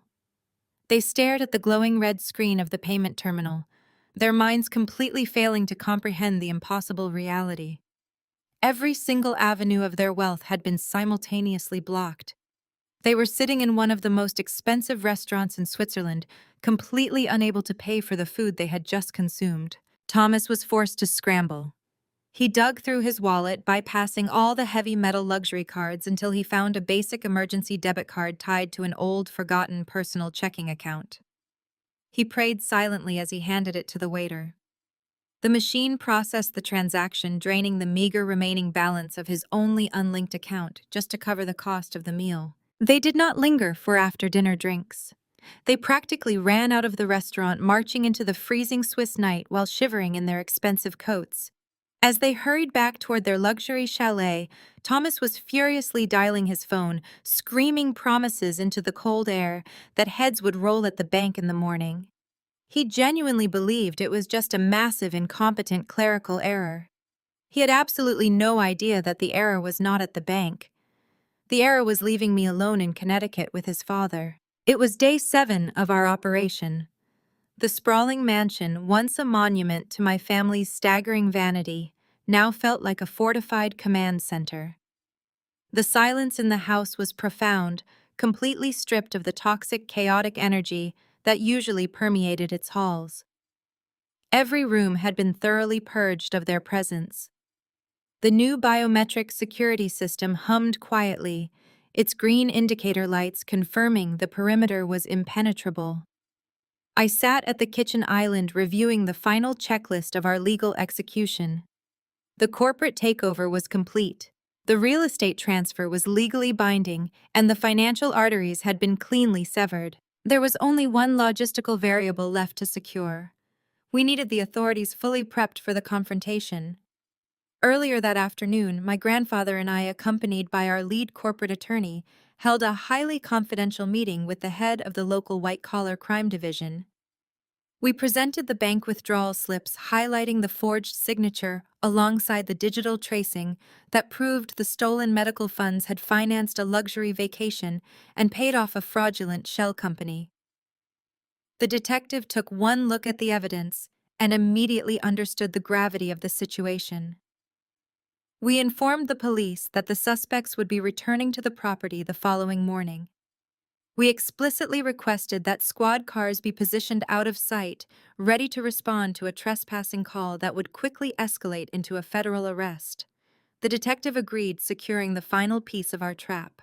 With the legal and tactical groundwork completely solidified, a strange, profound calm settled over the estate. As the sun dipped below the snow-covered tree line on the eve of their return, I walked into the main study. Grandfather Harrison was already there, sitting in his favorite leather armchair by the roaring fireplace. He looked incredibly peaceful, devoid of the heavy burden he had carried. He poured 2 generous measures of aged single malt scotch from the crystal decanter. He handed me a glass as I took the seat opposite him, the flames reflecting in the amber liquid. We sat in silence for a long time, simply listening to the crackle of the burning wood, acknowledging the sheer magnitude of what we had orchestrated together. "It is a terrible thing." Harrison began, his voice low and steady, to realize. "You have spent your entire life building an empire for a son who only views you as a banking terminal. I spent decades trying to teach Thomas the value of hard work and integrity. Instead, he treated it like a casino, and he taught your brother to do the exact same thing." Harrison took a slow sip of his scotch, his eyes reflecting a mixture of deep sorrow and fierce pride. "But observing you these past few weeks, Oliver, has been the greatest revelation of my life. I watched you dismantle a billion-dollar corporate structure with the precision of a surgeon. You did it to protect what is right." I looked at the fire, swirling the scotch in my glass. For 34 years, I thought there was something fundamentally wrong with me. I admitted, my voice entirely devoid of the insecurity that used to define me. They made me feel like an outsider because I did not care about country club gossip. They convinced me that being practical was a character flaw. I spent so much time trying to earn a seat at their table, completely blind to the fact that their table was rotting from the inside out. I realize now that my exclusion was actually my greatest protection. It kept me from becoming them. It allowed me to build my own highly lucrative career entirely under their radar, giving me the capital and the expertise needed to execute this takeover today. Harrison nodded firmly, raising his glass toward me. Family is not determined by a shared last name or a biological lineage, Oliver. Family is defined by respect, by loyalty, and by who stands beside you when the foundation cracks. They share my blood, but are strangers to my principles. You, on the other hand, are my true heir. You understand that real wealth is not what you can buy, but what you can build and protect. Tomorrow, they are going to walk up that driveway expecting to resume their reign of terror. They expect to find the compliant, silent scapegoat they left behind. I want you to look them straight in the eye and show them exactly who you have become. I finished my drink, feeling the warmth spread through my chest. The anxiety that historically plagued me around my family was entirely gone.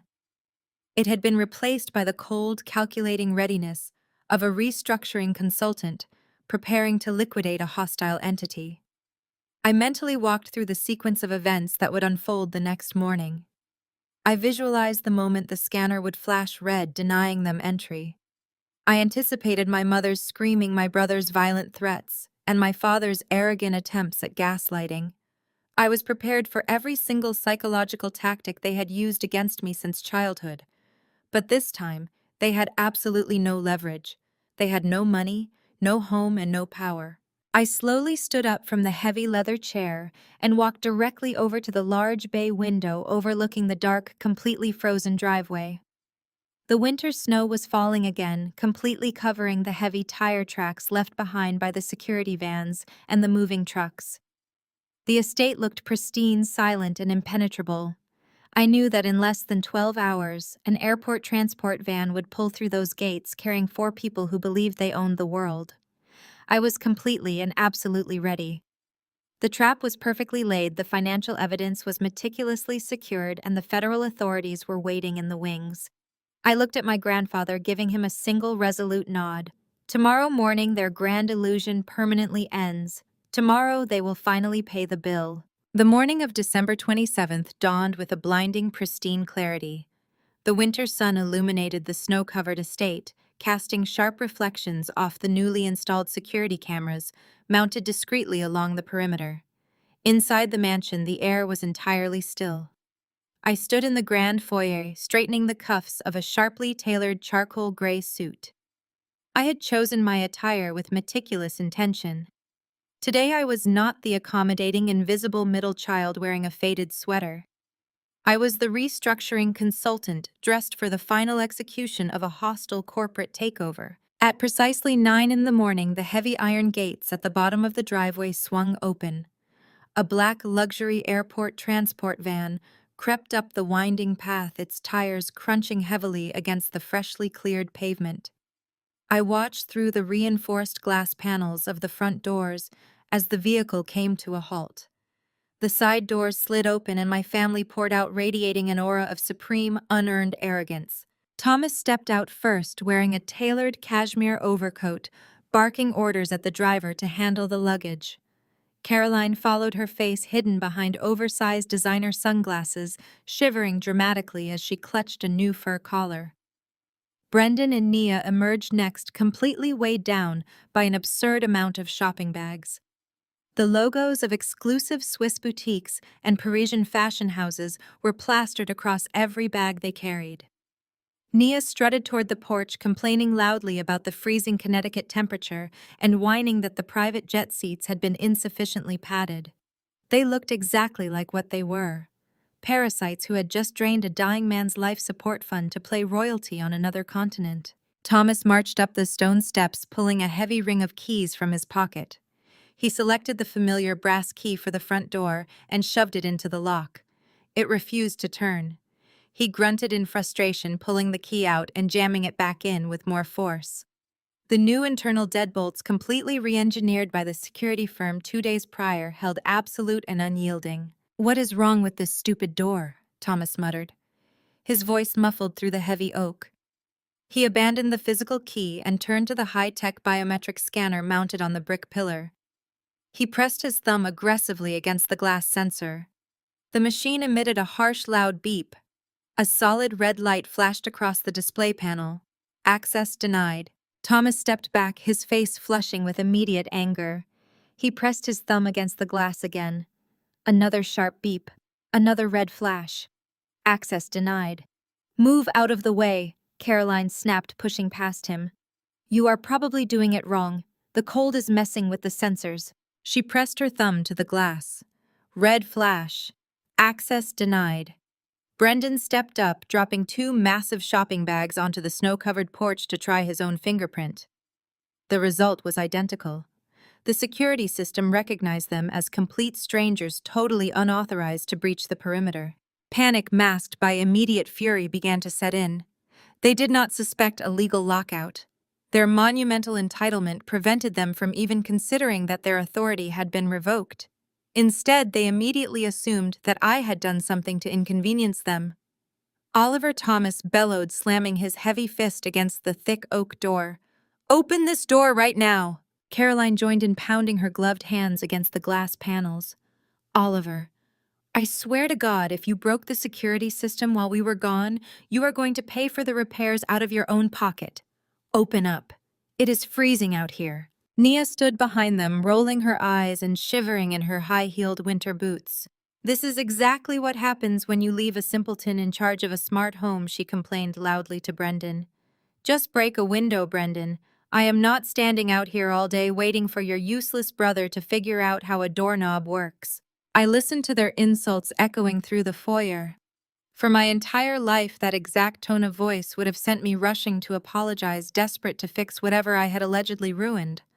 I would have scrambled to open the door, taking their bags, and accepting their verbal abuse as the natural cost of existing in their presence. Not today. I walked into the kitchen, taking my time. I poured myself a fresh cup of premium dark roast coffee from the espresso machine. The rich, bold aroma filled the room. I took a slow, deliberate sip, enjoying the absolute perfection of the blend. I walked back to the foyer, the cup resting comfortably in my right hand. The pounding on the front door had grown frantic, shaking the heavy wooden frame. Brendan was shouting obscenities, threatening to kick the door off its hinges. I reached out with my left hand, disengaged the internal security lock, and smoothly pulled the massive oak door open. My family practically stumbled forward as the barrier vanished. They stood on the snow-covered porch, their faces red with cold and fury, completely surrounded by their absurd luxury shopping bags. Their mouths were open, ready to unleash a barrage of toxic insults, but the words died in their throats as they looked at me. I did not look like the compliant, exhausted scapegoat they had left behind on Christmas Eve.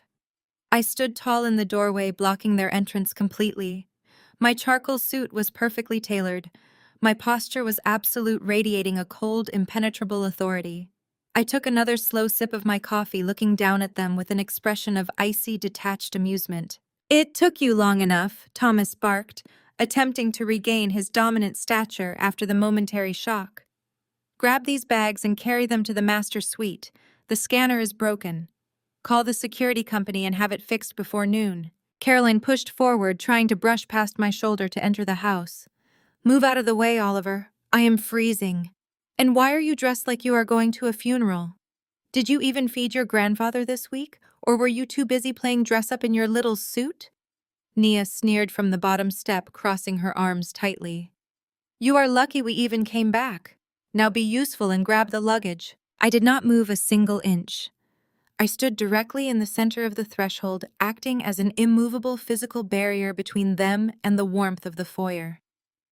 I lowered my coffee cup, my eyes locking onto my father's arrogant gaze. The silence stretched for 5 excruciating seconds, long enough for the sheer abnormality of my defiance to register in their minds. "You are not coming inside," I stated. My voice was quiet, incredibly calm, and completely void of any emotional fluctuation. Thomas frowned, his brow furrowing in confusion. "What did you just say to me?" "I said you are not coming inside," I repeated, articulating every syllable with lethal precision. "You do not live here anymore." The silence that followed my statement was absolute. The winter wind whipped around the porch, rustling the heavy designer shopping bags at their feet, but my family remained frozen in a tableau of sheer confusion. Then the shock broke, replaced immediately by the suffocating arrogance that had defined their entire existence. Thomas let out a sharp barking laugh. He shook his head, a condescending smirk spreading across his flushed face. That is a very bad joke, Oliver. I am not in the mood for your bizarre sense of humor. We have been flying for 14 hours. Get out of the doorway before I lose my temper and drag you out by your collar. Caroline rolled her eyes behind her oversized sunglasses. You are acting completely psychotic. Move aside right now. I need to take a hot bath, and I am not standing out here freezing because you decided to throw a temper tantrum over being left behind. It is pathetic. I did not flinch. I did not blink. I reached inside the breast pocket of my tailored suit jacket and withdrew a thick manila envelope. The legal seal on the flap was unbroken.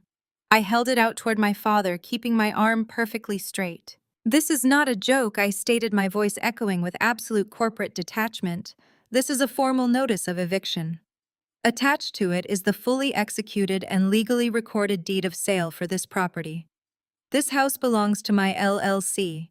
You have exactly 1 hour to collect your boxes from the garage before you are trespassing. Thomas stared at the envelope as if it were a venomous snake. He did not reach for it. Brendan, however, snatched it from my hand, ripping the seal open with brutal force. He pulled out the heavy parchment documents, his eyes darting across the pages. What is this garbage? Brendan scoffed aggressively, flipping through the legal filings. Did you print this nonsense off the internet?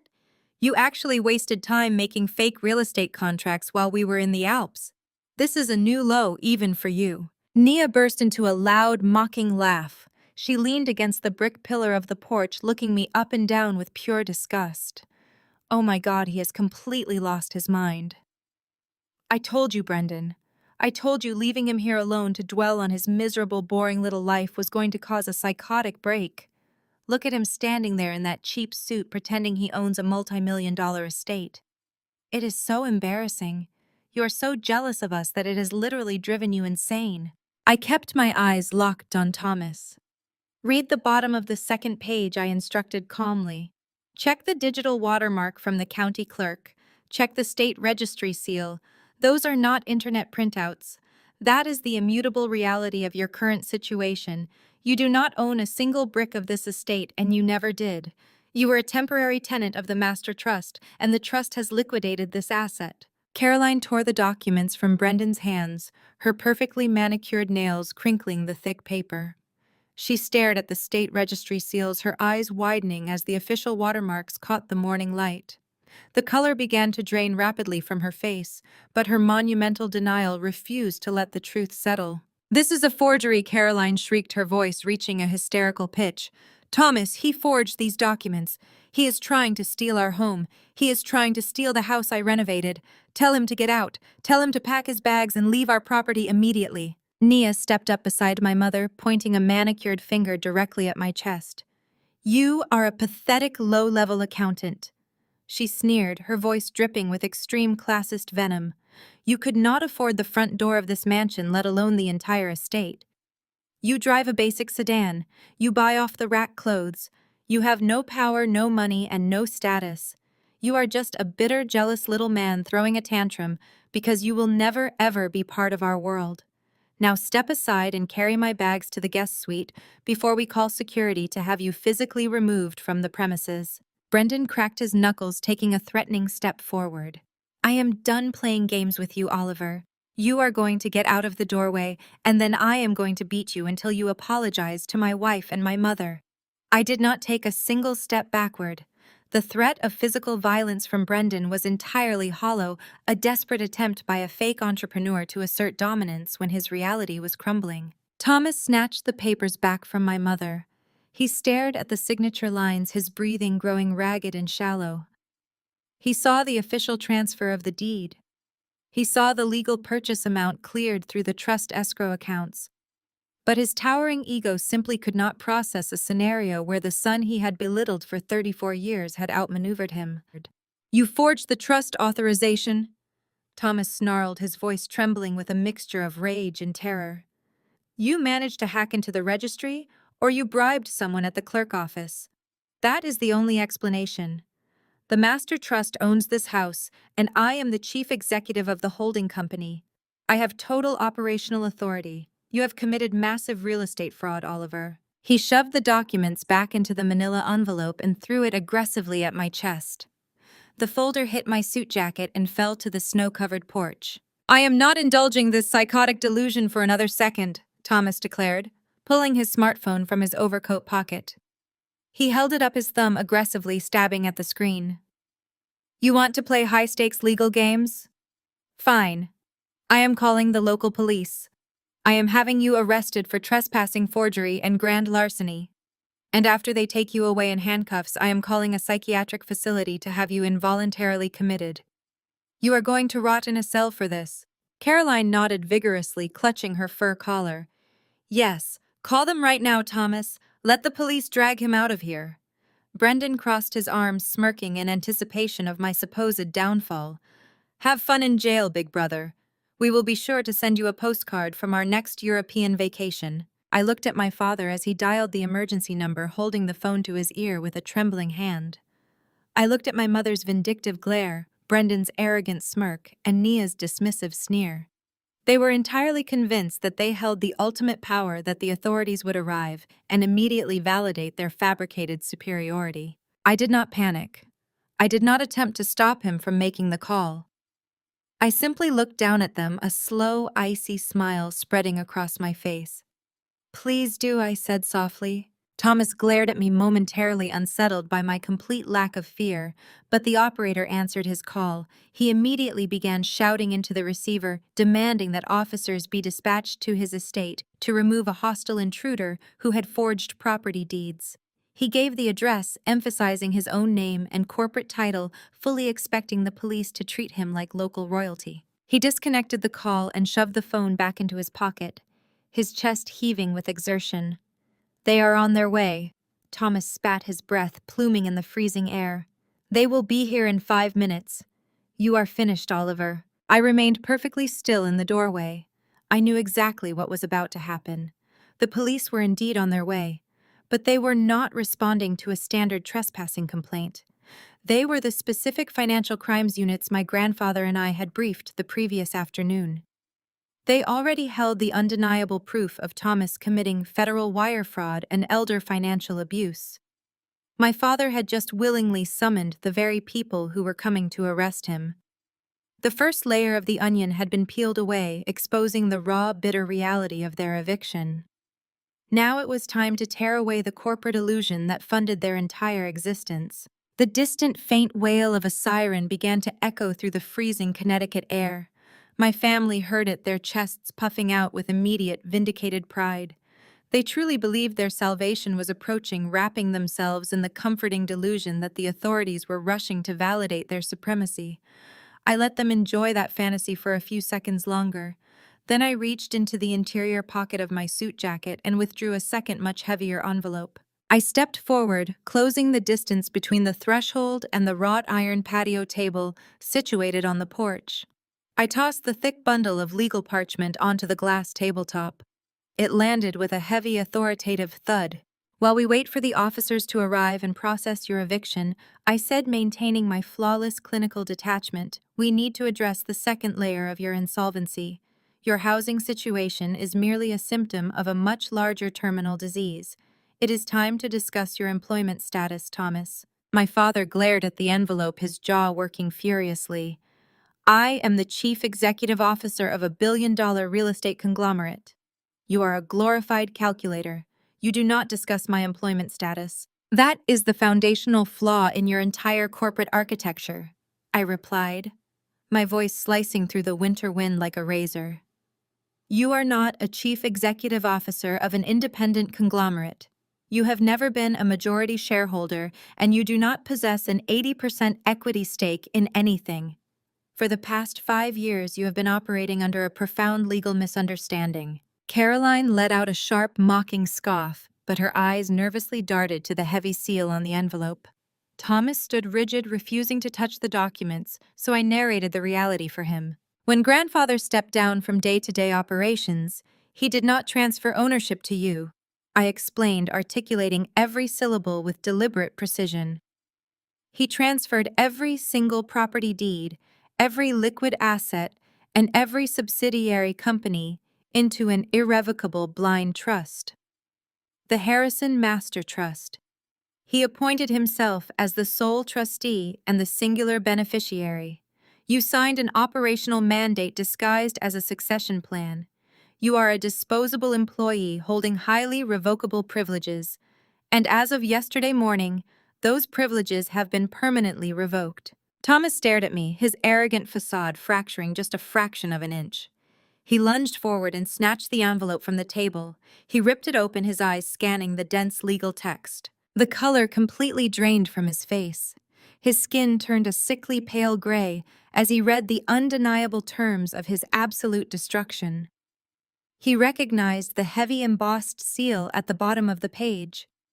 It belonged to Richard Vance, the most ruthless corporate attorney in the state, a man my father feared and respected above all others. "The document in your hands is a legally binding notice of immediate termination," I stated, watching the terror bleed into his eyes. "You have been discharged for cause. The specific grounds are a catastrophic breach of fiduciary duty and gross financial misconduct. This termination instantly strips you of your corporate immunity.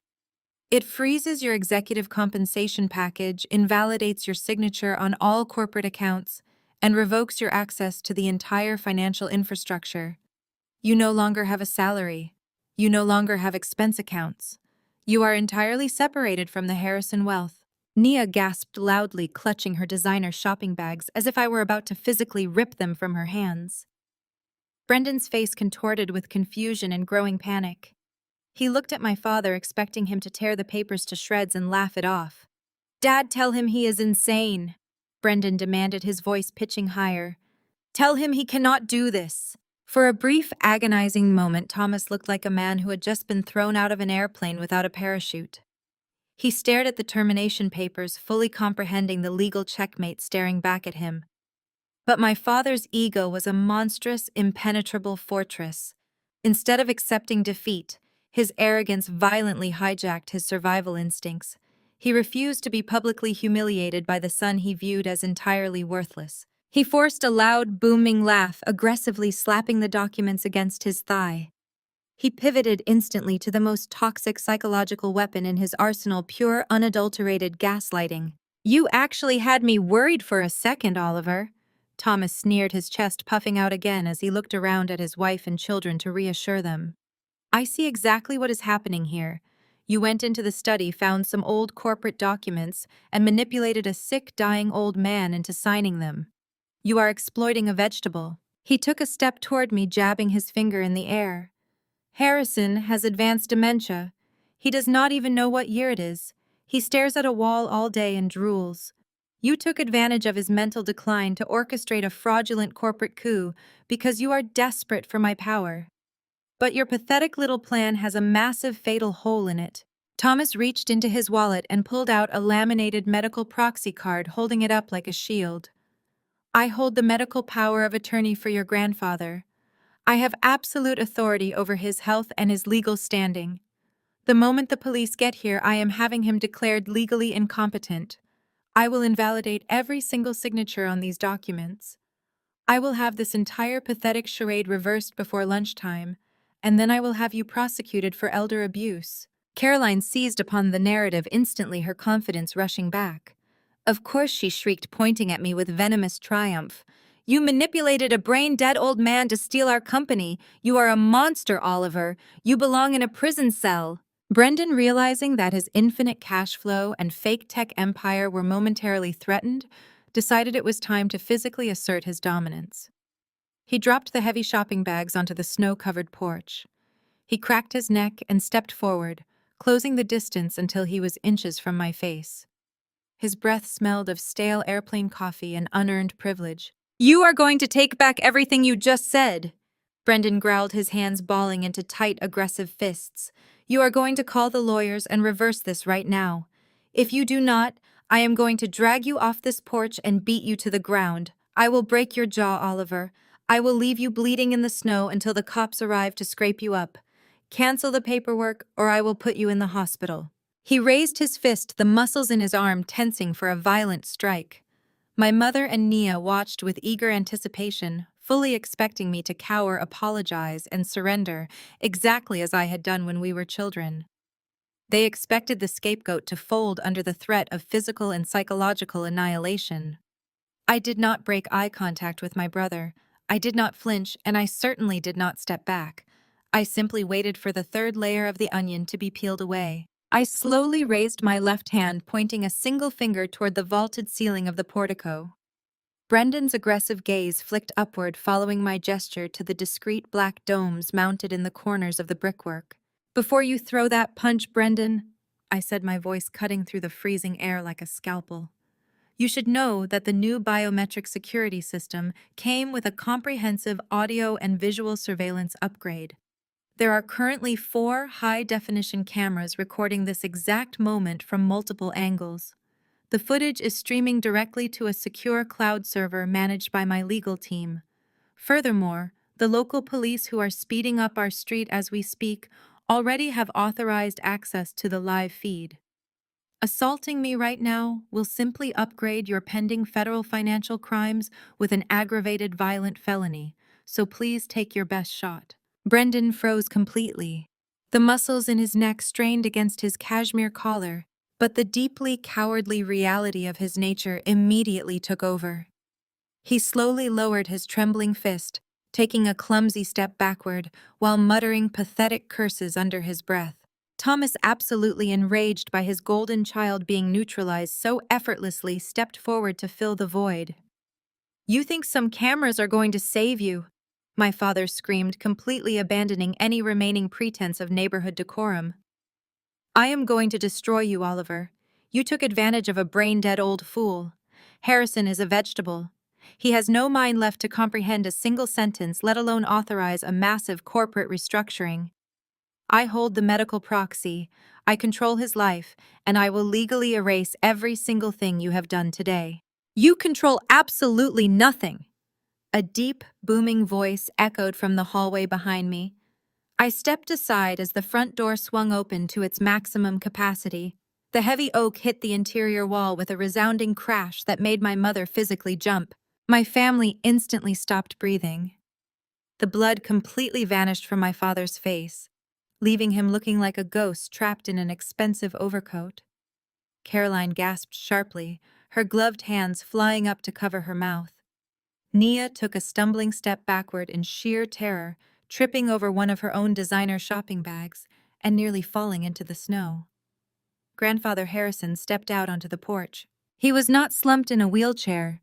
He was not wearing a stained, faded blanket. He stood tall and unyielding, dressed in a pristine, custom-tailored navy suit. His silver hair was perfectly groomed, and he gripped a silver-handled cane not for support, but like a weapon of authority. He radiated the terrifying absolute power of a billionaire titan who had just caught his subordinates plotting a mutiny. The aura of dementia, the blank stares, and the trembling hands had vanished entirely. Harrison looked directly at his son. The silence on the porch was deafening. "I am not dead," Harrison stated, his voice resonating with lethal clarity. "I am not crazy, but you are entirely out of my life." Thomas staggered backward, colliding heavily with one of the brick pillars. His jaw hung slack, his eyes darting frantically between my grandfather's perfectly steady hands and the sharp, lucid fury burning in his gaze. Caroline whimpered, clutching her designer coat as if it could somehow protect her from the sheer force of Harrison's presence. Brendan and Nia stood frozen in absolute horror, the realization of their complete vulnerability crashing down upon them. "For 3 years I sat silently in a wheelchair while you paraded around my company like a conqueror." Harrison began, his voice dropping to a dangerous, predatory octave. "I watched you bleed my legacy dry, Thomas. I watched you mortgage the foundation of our family estate to fund a hollow, fraudulent shell company just so Brendan could pretend to be a businessman. And you, Caroline, I watched you treat the people around you like dirt while spending money you never earned. Nia, your entire existence is a monument to vanity paid for by theft. You are all nothing but scavengers feeding off a dying animal. The tragedy for you is that the animal was never dying at all." Thomas raised a shaking hand, desperately trying to salvage a shred of his shattered dignity. Dad, listen to me. We were just managing the assets. The markets have been difficult. We were trying to protect the family portfolio. You were protecting your own grotesque egos, Harrison fired back, taking a step forward that made Thomas physically flinch. But your corporate incompetence is not why you are standing on this porch right now. Poor management gets you fired.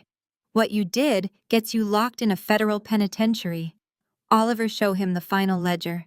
I reached into the interior pocket of my jacket and produced the red folder containing the irrefutable proof of their doom. I did not toss it on the table. I held it up directly in front of my father's face so he could see the catastrophic reality of his choices. 2 weeks ago, a highly protected emergency medical fund was drained of $150,000. I stated, my voice echoing with clinical precision. Those funds were explicitly reserved for life support and emergency therapeutics for the primary trustee. You did not just steal operational capital, Thomas.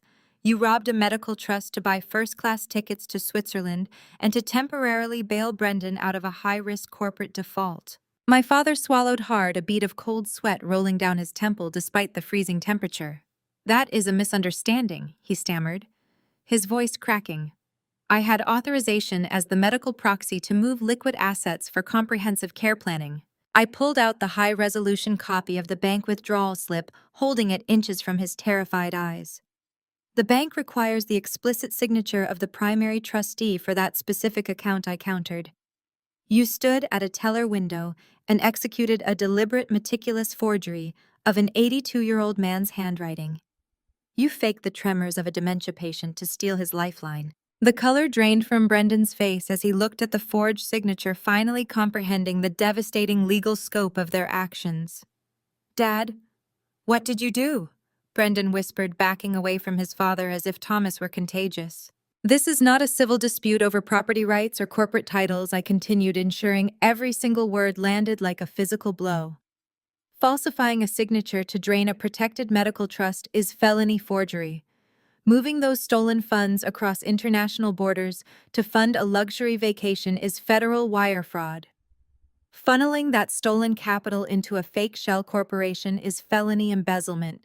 You did not just lose your job today, you lost your freedom. Thomas opened his mouth to formulate another desperate lie, but the words were completely drowned out.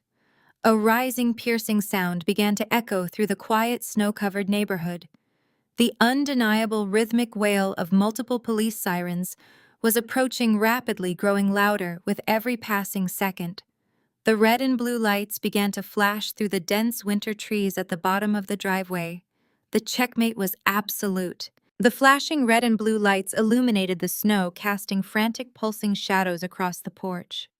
The unified front of the family instantly shattered, collapsing under the crushing weight of their impending ruin. Survival instincts kicked in, completely destroying any remaining facade of loyalty. Nia spun around to face her husband. Her designer sunglasses slipped from her hands, clattering against the icy brick. The reality of the federal statutes I had just outlined finally penetrated her curated delusion. She realized that the money funding her entire luxurious lifestyle was gone, and the man she married was not a wealthy tech visionary, but a destitute fraud. You lied to me! Nia shrieked, her voice echoing over the approaching sirens. You told me your startup was closing massive funding rounds. You told me we were rich. We are millions of dollars in debt because of your useless vanity project. You are nothing but a broke, pathetic liar. I am not going to a federal prison for your fake company. I am filing for divorce the absolute second I get out of here. Brendan stumbled backward, raising his hands in a desperate attempt to placate her, but Nia was already backing away in absolute disgust. She dropped the luxury shopping bags she had been fiercely guarding, letting the wildly expensive garments spill directly into the dirty snow. Caroline, watching her perfect family implode in real time, fell to her knees on the frozen porch. The elegant, untouchable socialite completely disintegrated. She crawled forward, ignoring the slush seeping into her expensive winter coat, and desperately reached out to grab the hem of my tailored trousers. Tears streamed down her face, ruining her meticulous makeup. Oliver, please! Caroline wept, her voice trembling with a terrifying blend of panic and deep manipulation. You cannot do this to us. We are your family. I am your mother. I gave you life. Blood is thicker than water, Oliver. Please, I am begging you on my knees. Just tell the police it was a massive misunderstanding. Tell them we will pay the money back. Do not let them take your father away in handcuffs. You cannot destroy us like this. I looked down at the woman who had spent 34 years treating my existence as a burdensome chore. I felt absolutely no empathy. The emotional manipulation that would have paralyzed me a decade ago simply bounced off the impenetrable armor of my new reality. I took a deliberate step backward, forcing her to release her grip on my suit. Blood is not thicker than respect, I stated, my voice ringing with lethal finality. You made your choice when you left me in a freezing house on Christmas Eve, with a note ordering me not to ruin your vacation. You told me to feed my grandfather and stay out of your way. I am simply following your instructions. I am staying out of your way while the authorities clean up the catastrophic mess you made. You left me as a servant. Now you face the consequences as a criminal. 3 local police cruisers swerved aggressively through the open iron gates, their tires spraying loose snow across the pristine lawn. The vehicles formed a tight barricade at the base of the porch steps, their flashing red and blue lights cutting violently through the crisp morning air. The sirens abruptly cut off, replaced by the heavy synchronized slamming of car doors. 4 uniformed officers and a lead detective marched up the walkway. Because my grandfather and I had spent the previous afternoon delivering the forensic audit and the forged banking documents directly to the Financial Crimes Division, the police did not arrive looking for a conversation. They arrived to execute a highly coordinated strike. The lead detective bypassed my mother entirely and walked straight to my father. Thomas raised his hands desperately, trying to project the authority of a billionaire chief executive. "Officer, let me explain this massive misunderstanding," Thomas stammered, straightening his cashmere coat. "My son is having a psychiatric episode. I demand you remove him from my property immediately." The detective did not even break stride. He grabbed my father by the arm, spun him around, and slammed him face first against the frozen brick pillar of the house. The sharp metallic click of steel handcuffs echoed loudly over the porch. "Thomas Harrison, you are under arrest for felony forgery, wire fraud, and the embezzlement of protected trust funds." The detective stated, his voice a flat, uncompromising bark. "You have the right to remain silent. Anything you say can and will be used against you in a court of law." My father's knees buckled. The untouchable patriarch was reduced to a sobbing, hyperventilating criminal being dragged roughly down the stairs toward the back of a waiting squad car. 2 other officers flanked Brendan. My brother tried to scramble backward into the snow, but they seized his arms instantly. "Brendan Harrison, you are being detained for questioning regarding corporate embezzlement and fraudulent loan acquisition," an officer announced, hauling the golden child off the porch.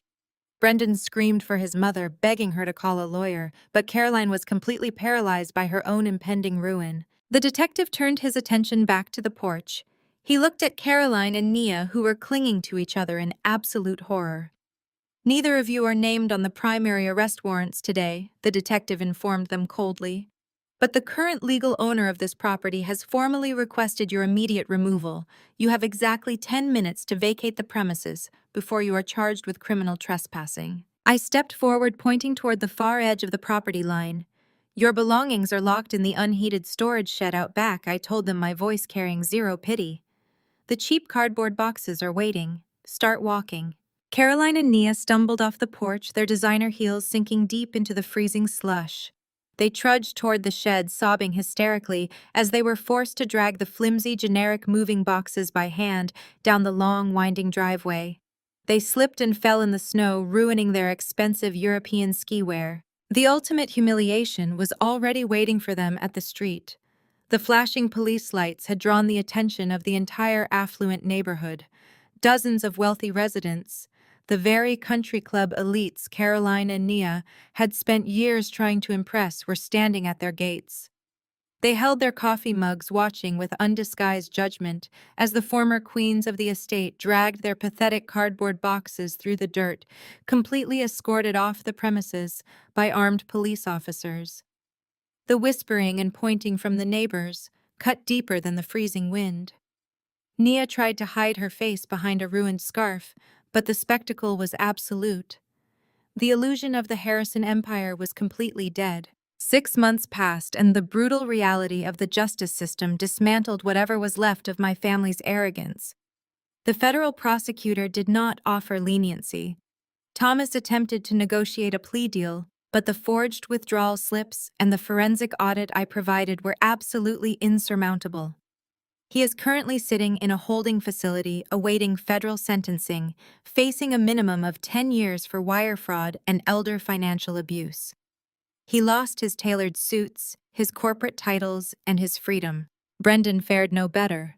The moment the shell company was exposed and the bank accounts were frozen, his entire identity collapsed. True to her word on the porch that morning, Nia filed for a highly publicized, incredibly messy divorce. During the depositions, she gladly handed over every piece of evidence she had against him to save herself from complicity. Brendan was forced to declare complete bankruptcy. The golden child now lives in a rundown motel on the outskirts of the city, dodging calls from hostile creditors. My mother suffered a fate that to her was worse than prison. Without my father's stolen wealth to shield her, she was immediately excommunicated from her elite social circles. The country club formally revoked her membership. The luxury boutiques banned her. Caroline, the woman who once treated service workers like dirt beneath her expensive heels, is now working a minimum wage retail job at a local department store. She spends her days folding discounted sweaters for the exact same wealthy neighbors who watched her get evicted. As for me, I am standing on the glass balcony of a high-rise office building overlooking the city skyline. I am no longer just an asset valuer or a scapegoat. I am the legally appointed Chief Executive Officer of the Harrison Master Trust. I run the real estate empire with the precise clinical efficiency it always required. I turned away from the city view and walked back into the executive boardroom. Grandfather Harrison sat at the head of the conference table. He was reviewing a portfolio of new acquisitions, his mind razor-sharp, his posture commanding, and his health absolutely thriving. We rebuilt the empire together, stronger and completely untainted. Family is not defined by blood.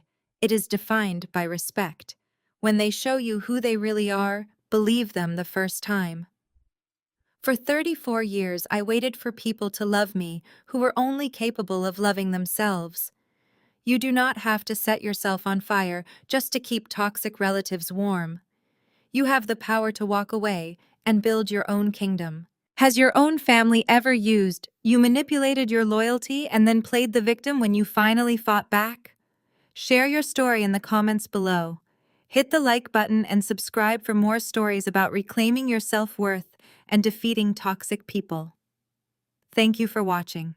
The harrowing tale of Oliver and his grandfather Harrison serves as a brilliant masterclass in establishing personal confidence and recognizing that shared DNA does not inherently equal family. For decades, Oliver was conditioned to accept his painful role as the designated scapegoat, enduring constant belittlement, psychological manipulation, and profound emotional neglect. His parents and brother aggressively masked their severe financial and moral corruption behind a carefully curated facade of elite social status, demanding his silent compliance to sustain their toxic delusions. The most vital lesson embedded within this satisfying narrative is that unconditional love should never mean unconditional tolerance for abuse. As Oliver poignantly realized, remaining a passive victim simply to preserve a toxic group image only enables their deeply destructive behavior. True empowerment arrived the very moment he detached emotionally and began evaluating his relatives not by their biological titles, but exclusively by their cruel and selfish actions.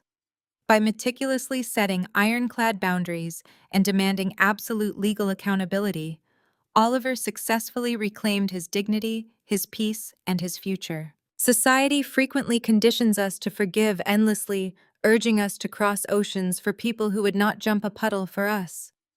Yet this story powerfully illustrates that the healthiest, most courageous choice we can make is sometimes to walk away entirely and let the devastating weight of natural consequences fall exactly where it belongs. Breaking generational curses, requires the immense bravery to look at the people who continually cause you pain and decisively sever their access to your life. Family is ultimately a sacred privilege earned through mutual respect, unwavering loyalty, and genuine kindness, rather than a lifelong sentence of subjugation. If you are currently sacrificing your own peace for a highly toxic environment, take that first brave step today and reclaim your powerful personal narrative before it breaks you.